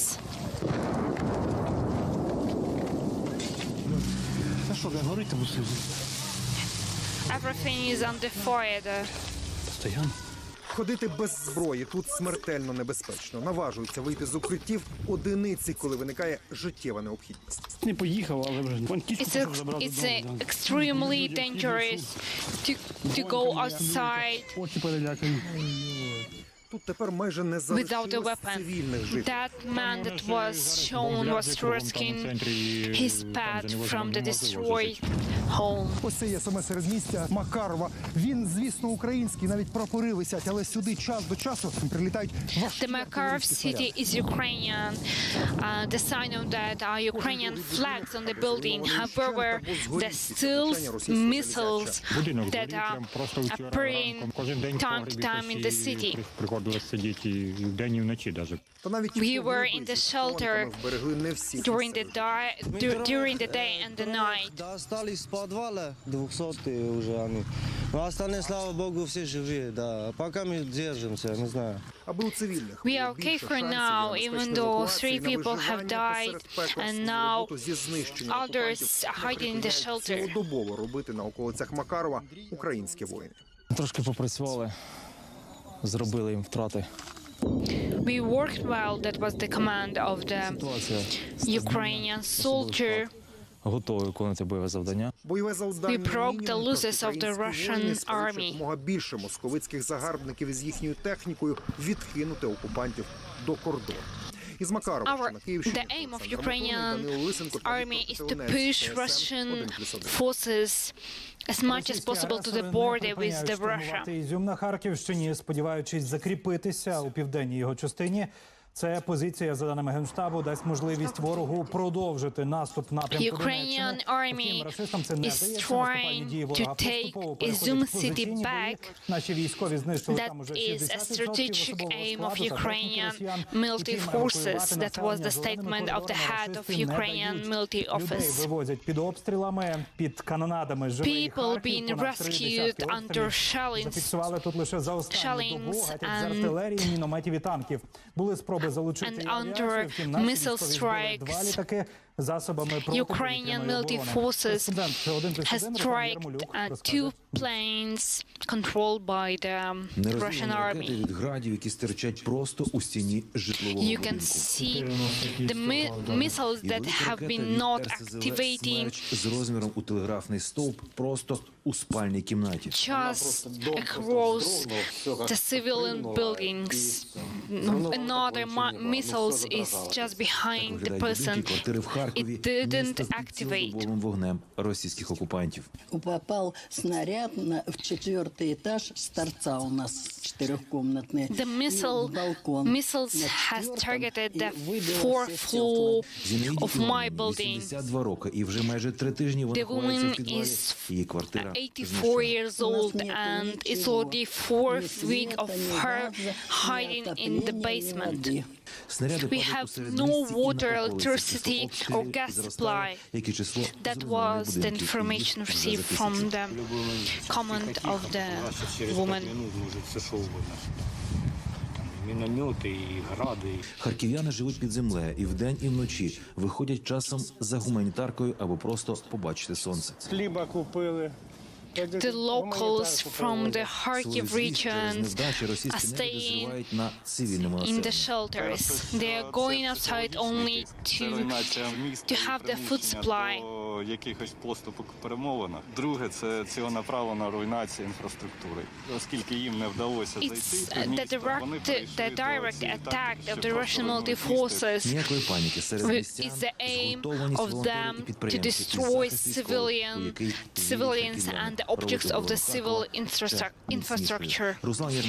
However, that provokes the Kharkiv territorial defense to fight even more. Третю добу там тривають запеклі бої. Вночі на одному з підприємств розпочалася масштабна пожежа через вуличні бої та артобстріли. In Sumy city and region there was a huge fire going on and appeared in the night. За останні 2 доби росіяни викрали останню в Тростянці швидку, пожежну, During the last night, the Russian soldiers has taken the last ambulance car as well as the school buses. Та грабували місцевого підприємця. За 3 доби його зеленим коридором вдалося доправити до Сумської обласної лікарні. The small business owner has been tortured, beaten by the Russian soldiers. They've been trying to cut my finger. They've been beating me all over and trying to make me unconscious. Державній службі з питань надзвичайних ситуацій, пожежникам і It's impossible for the firemen and the members of the rescue services to reach the city due to the shellings from the Russian side. Президент України вперше з промовою в парламенті Японії. The Ukrainian president has given his speech to the Japanese parliament and give the call to support Ukraine even more. He was talking about destroyed power stations, cities and the objects of the civilian infrastructure. He asked for the pressure from the Japan towards the Russian Federation. I'm asking you to unite as Asian states towards the pressure over Ukraine. Over the Russian Federation, I'm sorry. We need an embargo for the trade between Asian states and Russian Federation. We're asking you to help Ukrainian soldiers who are stopping Russian military forces in Ukraine, not giving them the way to invade other European countries. And after giving the speech in the Germany parliament, Ukrainian president has given his statement in the French parliament. He was giving the call to intensify the sanctions initiated by the France over the Russian Federation. Ukrainian president has started with the story of humanitarian catastrophe going on in Mariupol. He tells the story about Ukrainian woman who was pregnant and who lost her baby and was heavily wounded due to the shelling of the Russian military forces. Ukrainian president was trying to show and describe that what is going on in Ukraine might be a case of what is going on in any of the European cities. He compared the situation in Ukraine to the situation in the Maidan city in the France during the World War II. That comparison is very clearly showing what is going on in Ukraine.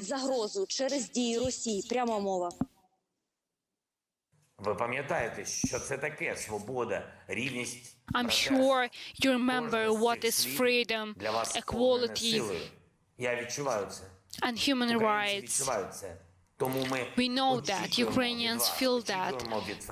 That is why we're accepting from France, from the leaders of France, everything so Russia would seek for the peace.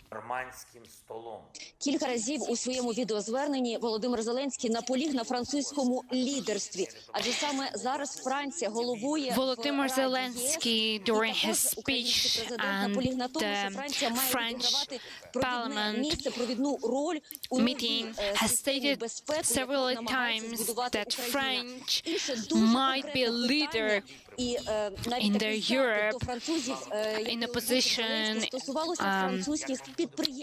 opposition to the Russian Federation.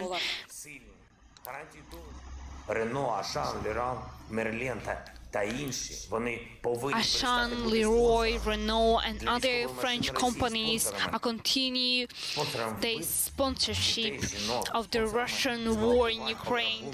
They're giving this sponsorship to the killing of the people.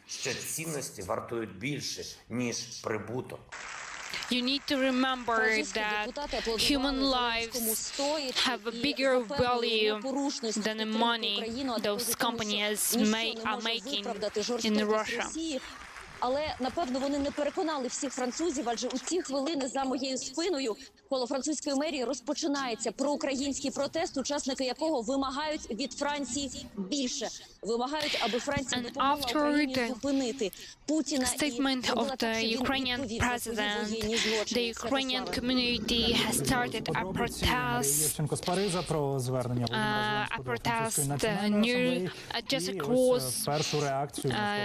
just across of the French Parliament. Будують укріплення під пісню Бон Джові. Легендарний американський співак поділився кадрами з України, в яких звучить його композиція. Зірку вразило відео, на якому одесити на місцевому пляжі будують укріплення, кидають мішки з піском у причіп вантажівки. The video when people of Odessa are trying to protect the coastline of the city and listening to his song. Україна, слава Україні. He made the comment that that's how people are protecting the cities and brought glory to Ukraine. Це наше життя, і ми завжди чекаємо новин, які сповнені оптимізмом. Спільний телемарафон 1+1 та інших каналів триває. Вже о 8-й оновлена інформація. So we continue the United Marathon of Ukrainian media. Залишайтесь з нами і з вірою в Україну. Єдині новини. Разом ми сильні. Підтримай українську армію грошима. Скануй код.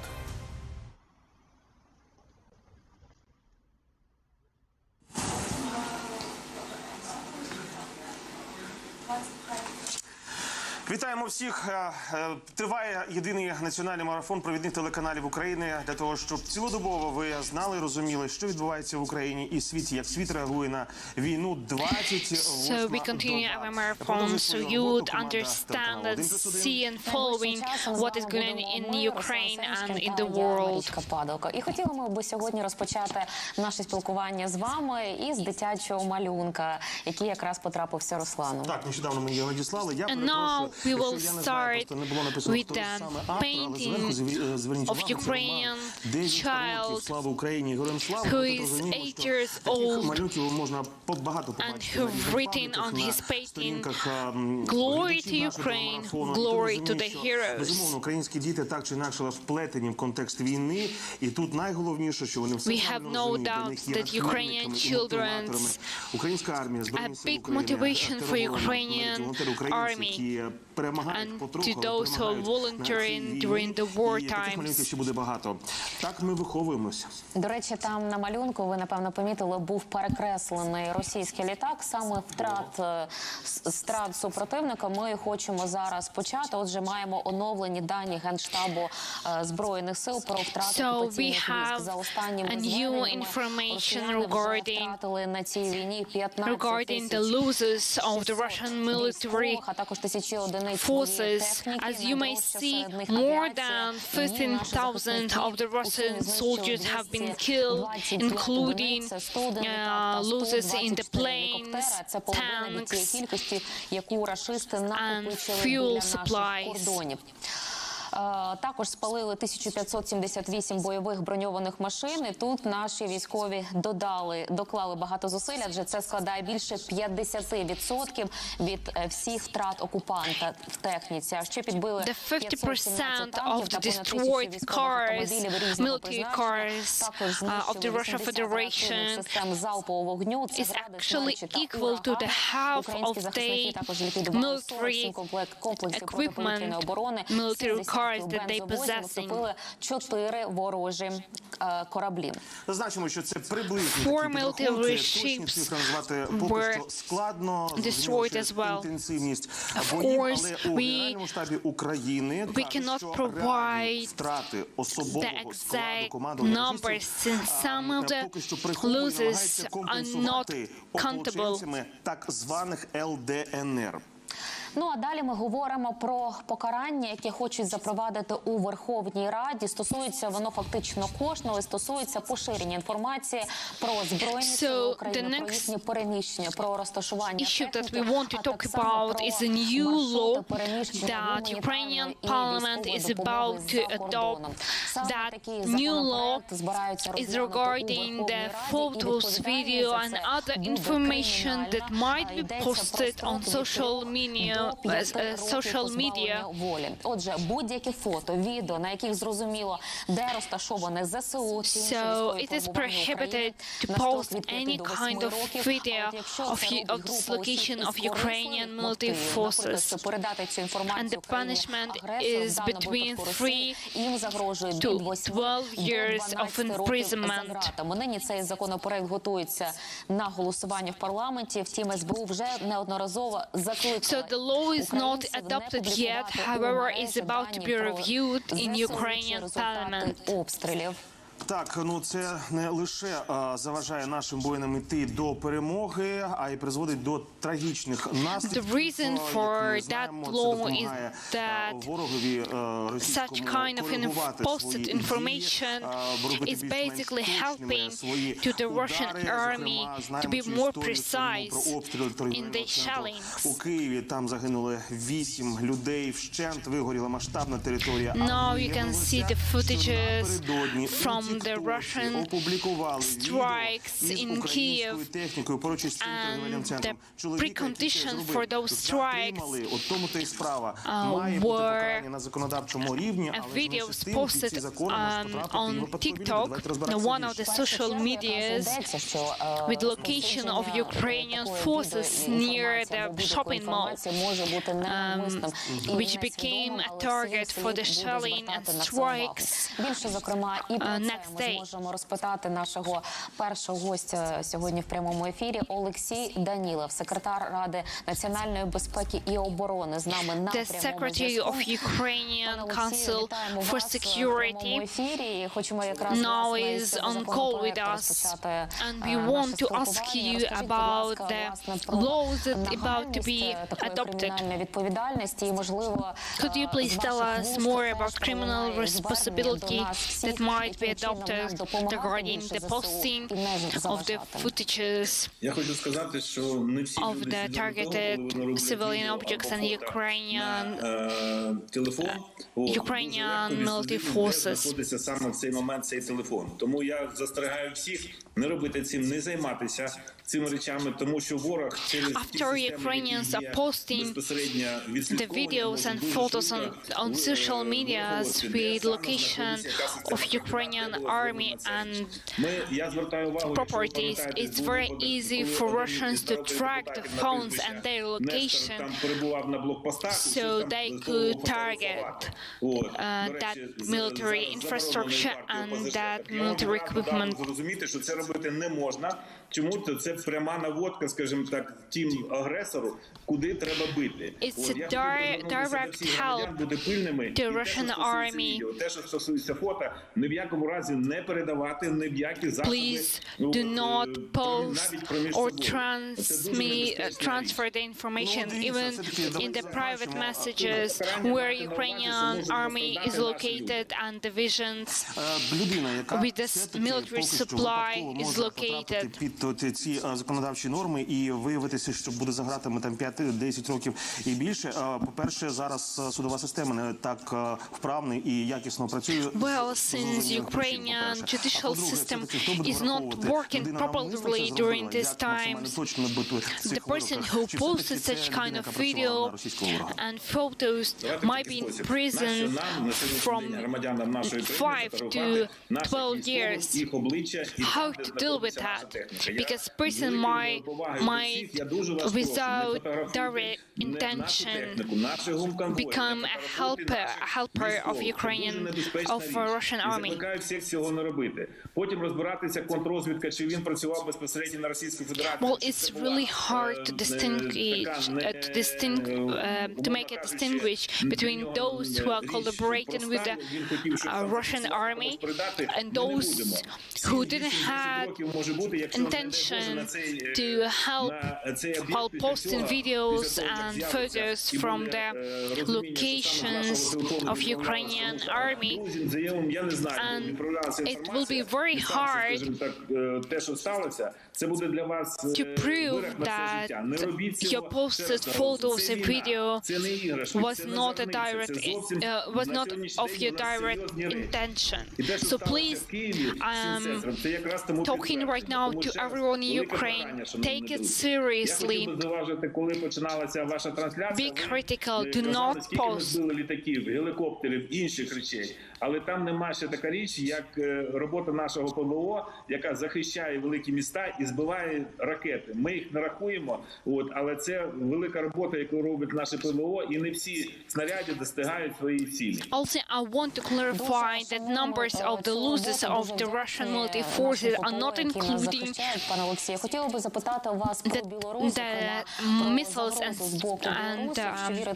strikes that was destroyed by Ukrainian defense system. Свою армію для того, щоб охороняти свої власні кордони. Як ви оцінюєте загрозу початку повномасштабної Could you please evaluate on the possibility of Belarus military forces invading Ukraine?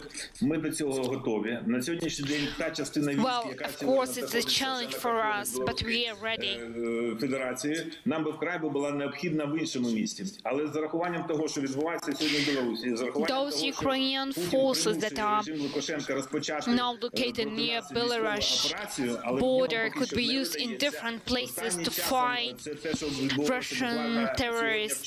However, we are using them to protect our Ukrainian-Belarus border. Кредитів тощо. Вони намагаються в будь-який спосіб, скажімо так, залучити Збройні сили Білорусі до цих речей. The Russian government is trying to involve Belarus military forces in all possible ways to make them a co-party to the war with Ukraine. To those who, so I am referring to those who will try to enter Ukraine from the Belarus side. You will come back to your home country as the dead bodies. Що це буде масовий характер мати. А скажіть, будь ласка, пане Олексій, що скажете про Волинський, зокрема, напрямок? Чи правда, що рашисти хочуть взяти в кільце райони, зокрема Волині, щоб не допустити логістику з боку Польщі? Які шанси у ворога? Volyn region that, according to the rumors, the Russians want to attack and make a circle around some neighborhoods of the Volyn region in order to interrupt the humanitarian and military supply from Europe. Well, we are inspired by our soldiers, but our president and Ukrainian military forces, I'm sure we will defend Volyn region. I'm sure they have chances to take that kind of region is equal to zero. Він заздає величезних втрат цим мерзотникам, які прийшли на нашу територію. We have a separate guerrilla movement against Belarus forces. Нищили їх свого часу, я хочу зауважити. Сталін, незважаючи на те, що це була потужніша армія, вони їх там спробували нищити, вони їх до 61-го року не могли. Even Stalin with his very powerful army couldn't take Volyn region. Волинь, Шибениця, Укрзалізниця, Поліниця, все нормально, я свій. Пане Олексію, ситуація навколо Чернігова, там вона не видається. What about situation around Chernihiv region since the bridge was destroyed and now there's problems with humanitarian supplies. So we expecting situation to be very similar to what is going on right now in Mariupol city. Should we expect the humanitarian crisis there? На нарадах у президента це питання на сьогоднішній нараді розглядалися. Ми розуміємо, в який спосіб на вирішення. Well, that question was reviewed today during our council. It's one of our top priorities.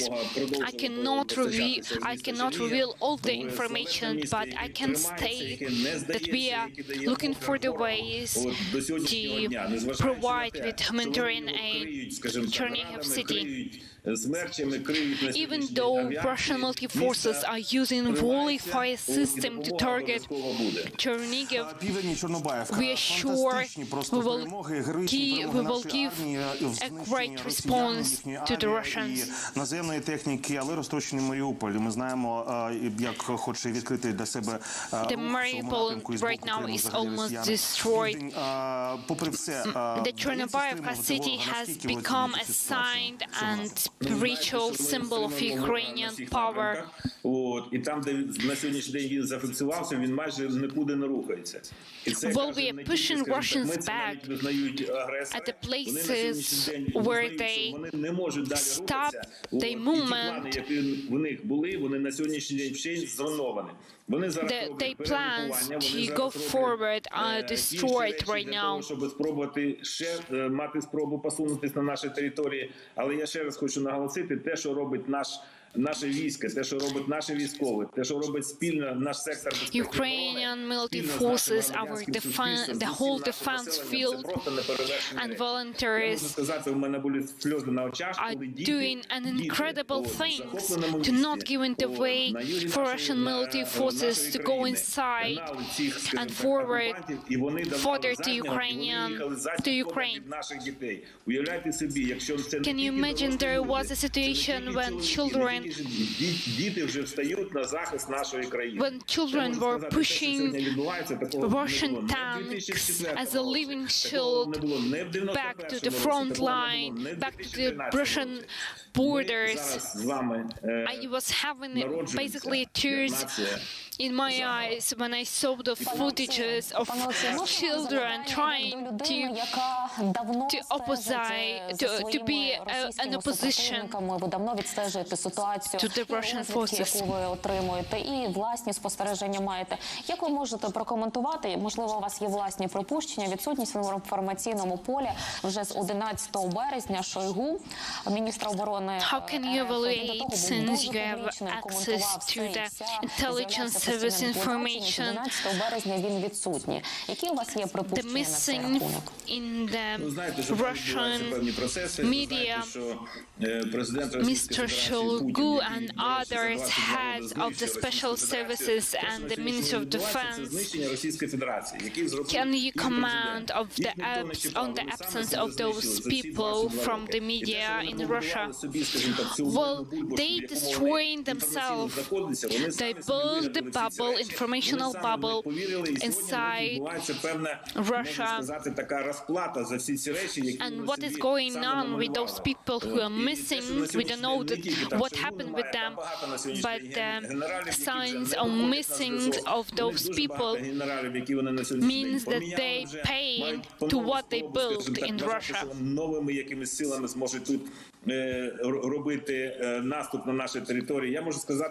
I don't believe they will have any new forces to go further inside of Ukraine. Those who were supplying information about the situation in Ukraine prior the invasion and prior the war in Ukraine, they already obviously have been removed and punished by Russian government since the information was a complete false. Тому що насамперед у них була задача знищити нашого президента. І вони на це відводили 3 доби, і була Well, the initial plan of the Russia was to destroy Ukrainian infrastructure in the capital, to liquidate our president, and that, according to their plans, supposed to be lasting for 2 to 3 days. That not happened. Інше сьогодні перекинуто на територію Донецької і Луганської області. Спасибі. Пане Олексію, я дивлюся на вас, ви згадали Верховного Головнокомандувача, міністра оборони. От скажіть, будь ласка, це у вас якийсь такий спільний челендж не голитися до перемоги?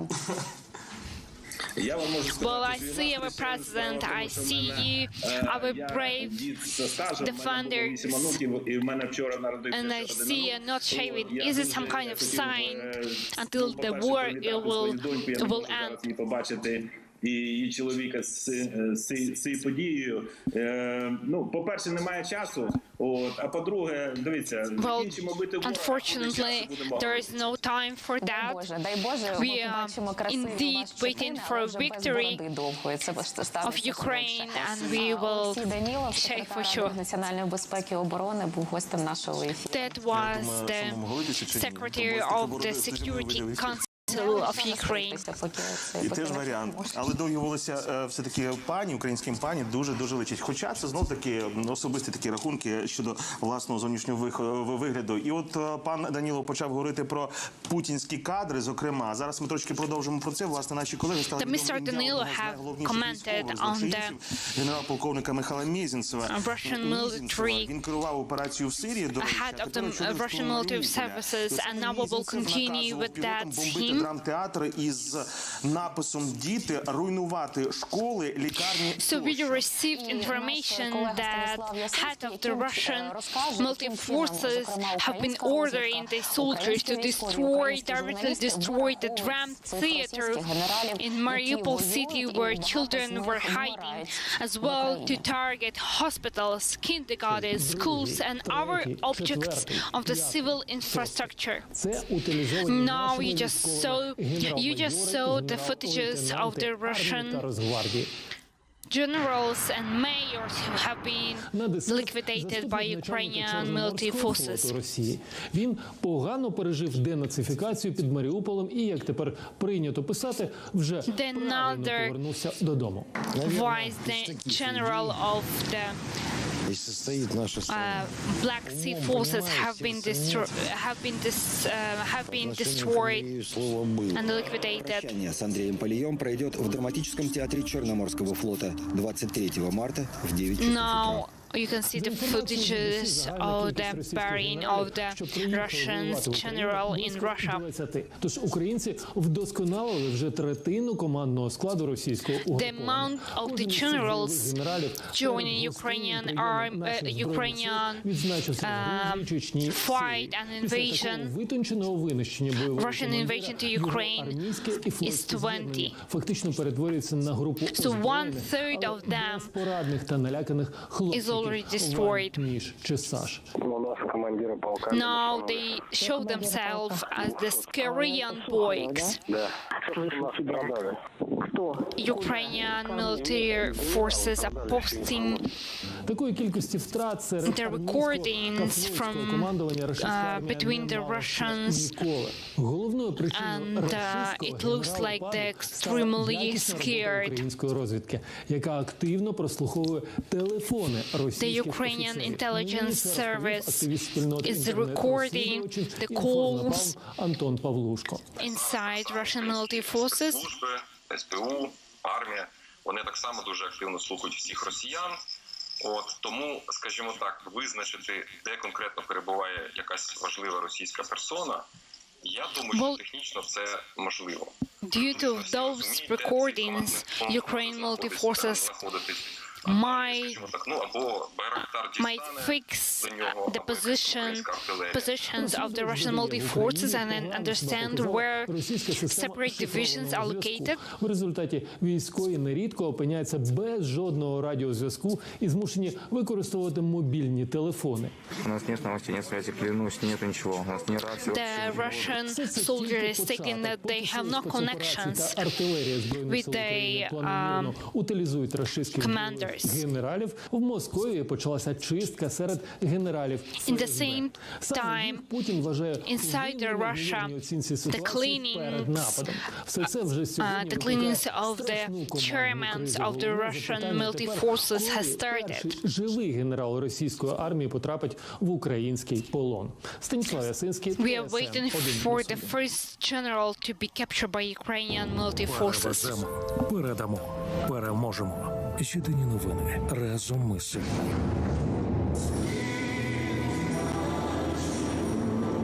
Європа об'єдналась, щоб увесь світ зміг допомогти Україні зупинити війну. 27 березня більше 20 європейських країн спільно з Україною проведуть наживо всесвітній телевізійний благодійний марафон Save Ukraine. Українські та зарубіжні зірки, спортсмени, актори, діячі культури, люди миру закликають до припинення війни в Україні та збирають кошти на допомогу українцям у боротьбі за свободу. Ми закликаємо світ закрити небо над Україною і зберегти мир у серці Європи.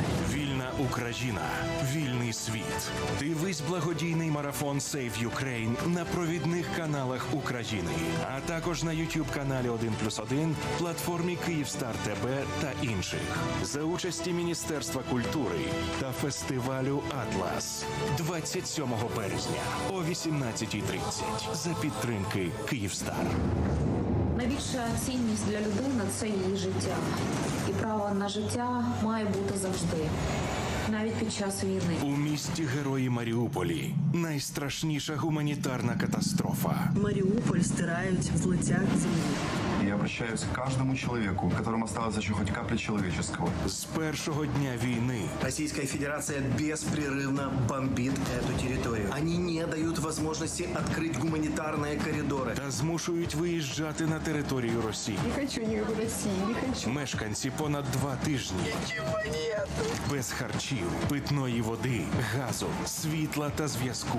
Люди знаходяться в заложниках. Откройте зеленые коридоры. Маріуполь на них заслуговує. жертвою. Весь світ вимагає. Закликайте усіх. Маріупольці мають жити. Негайно відкрийте гуманітарні коридори. Зупиніть геноцид.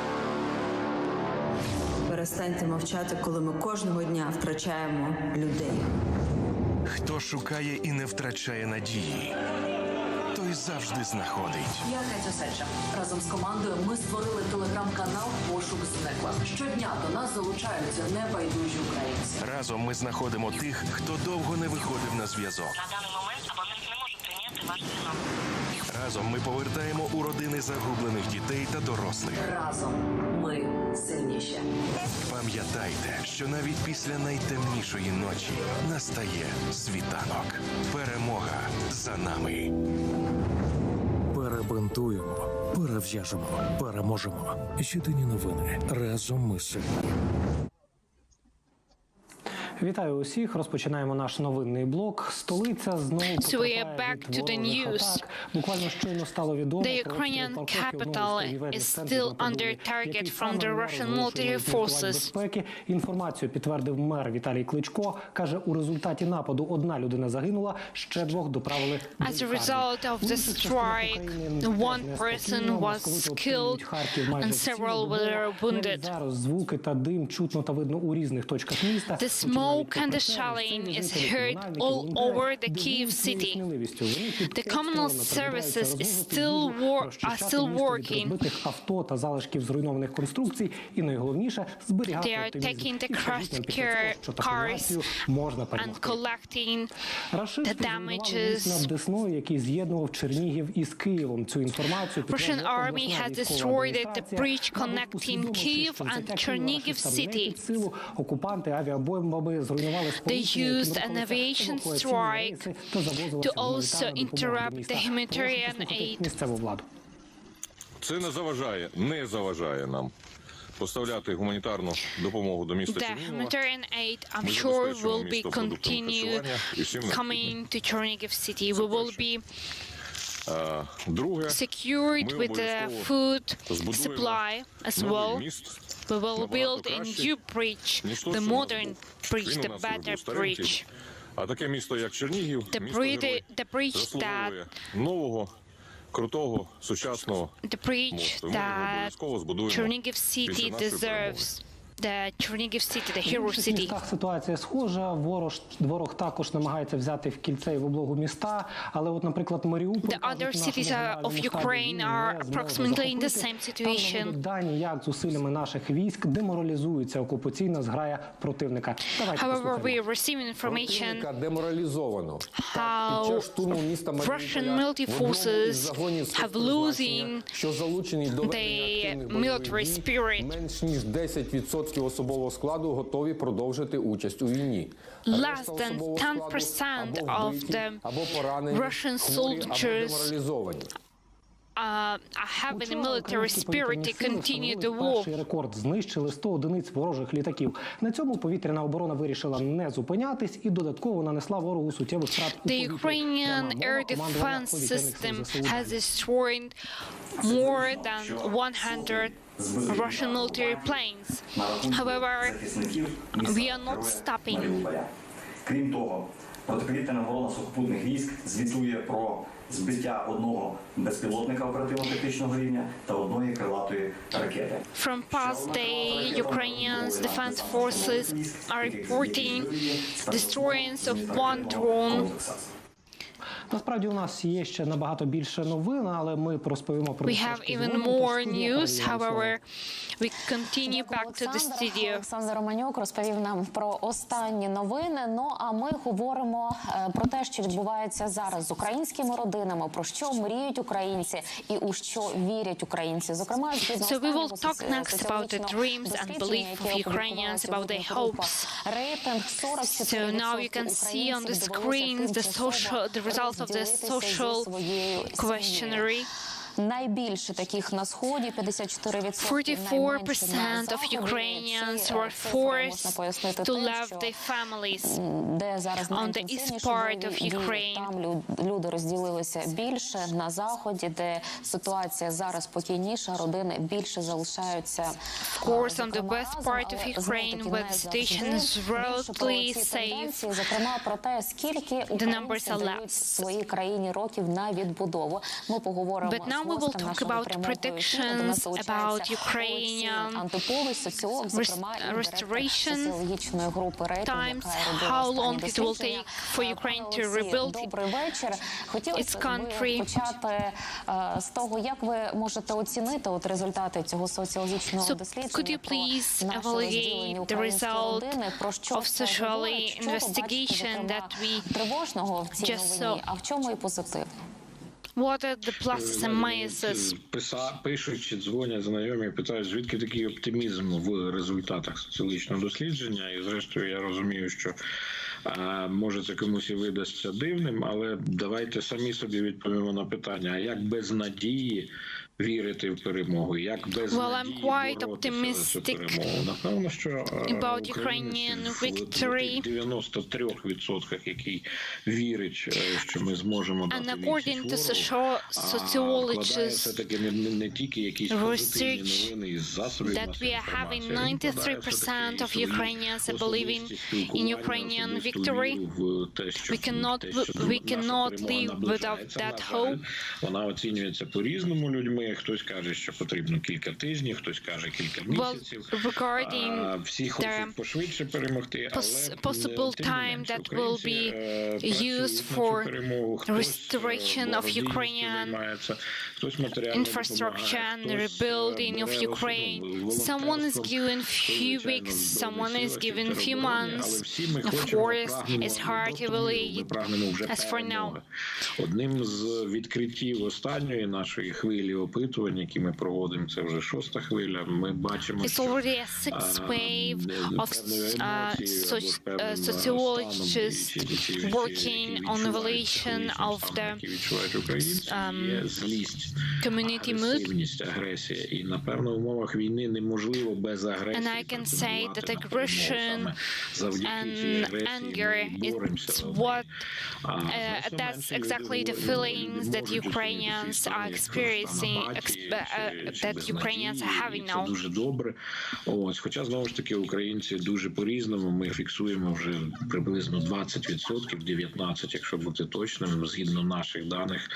Це кількість людей, які змінили місце проживання, перебування, вони виїхали в інший регіон, і вони так само мають певні психологічні проблеми, вони без дому, Well, about 20% of Ukrainians who changed the place of living, who became temporarily relocated, experiencing very difficult feelings. Знову ж таки, згідно нашого дослідження, половина тих, хто мали роботу до війни, зараз не працюють. Once again, according to our investigation, half of those who've been working before the war have lost their place of job. З огляду на те, що ваші соціологи вже дуже довго відстежують, останні 8 років так точно, зміну ставлення українців до Росії. So you've been telling us about the anger of Ukrainians, and you've been following the feelings of Ukrainians toward Russia. Can you please evaluate regarding Ukrainian attitude to Russia, and what is your prediction regarding different of Ukrainian generation не такому далекому майбутньому? Як ви можете зараз оцінити перспективи? Це наші діти будуть говорити з росіянами, чи лише наші Do you believe that our children, or maybe only our grandchildren, will be communicating normally with Russians? Або ж, як ви сказали, наше миролюбство в даному випадку переможе. Ні. І навіть згідно нашого ж опитування, там I don't believe that we will see a normal communication between Ukrainians and Russians during our lives. Most of the people who've been participating in our investigation investigation для прикладу називаю, де близько are saying that they will be never able to come back to the previous attitude towards Russia. Декілька поколінь. Такі відповіді в нас є.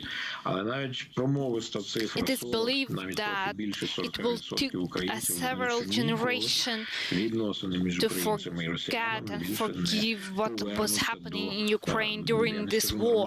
Я скажу, мирних чи миролюбивих. Це завжди буде ворог. Наскільки це ми говоримо про теперішніх українців? But for Ukrainians who are currently living on our lands, інших держав і тут і ставлення до німців. Russians never will be accepted as those who can peacefully who could be a peaceful neighbor. Дуже багато. Я думаю, що for our evaluation in the history of the Germany people can be an example. Не просто найгірше, а 100% погано. For Ukrainians, as for now, the biggest enemy is Russia. Попри те, що українці і Сходу, і Заходу, і Центру, і Півдня, і різних куточків України ми відчуваємо однаковий біль, тому що однаково люди позбуваються своїх домівок, однаково гинуть рідні I believe that people of different parts of Ukraine, from the east to the west, from the north to the south, experiencing the same feelings, the pain towards what is going on right now in Ukraine. Люди вірять, що Україну ми встигнемо швидко відбудувати. But we loving the results of the social investigation that 93% of Ukrainians are believing in victory of Ukraine. And the big numbers of people are ready to rebuild Ukraine after the war will be ended. Безумовно, і в таланти будь-яких людей. А тут іще, виявляється, таланти були і розкрилися саме під час війни. Ми про нашого колегу, ведучого ТСН Свята Гринчука. Я, чесно кажучи, коли побачила, як він співає у Фейсбуці, у Тіктоці, в мене перша думка була, що він може чиюсь пісню співає. Я навіть не знала, що він сам ще і написав цю пісню. During the war times, for instance, our colleagues has wrote and posted his song. So now we hear the song about Ukraine.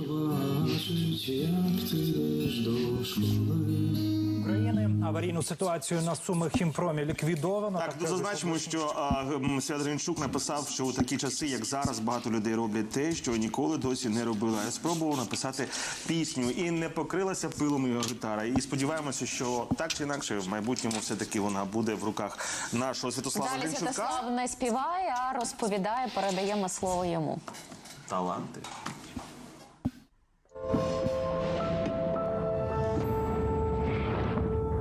Привіт всім українцям. Ми ніколи не були ще такими сильними, єдиними.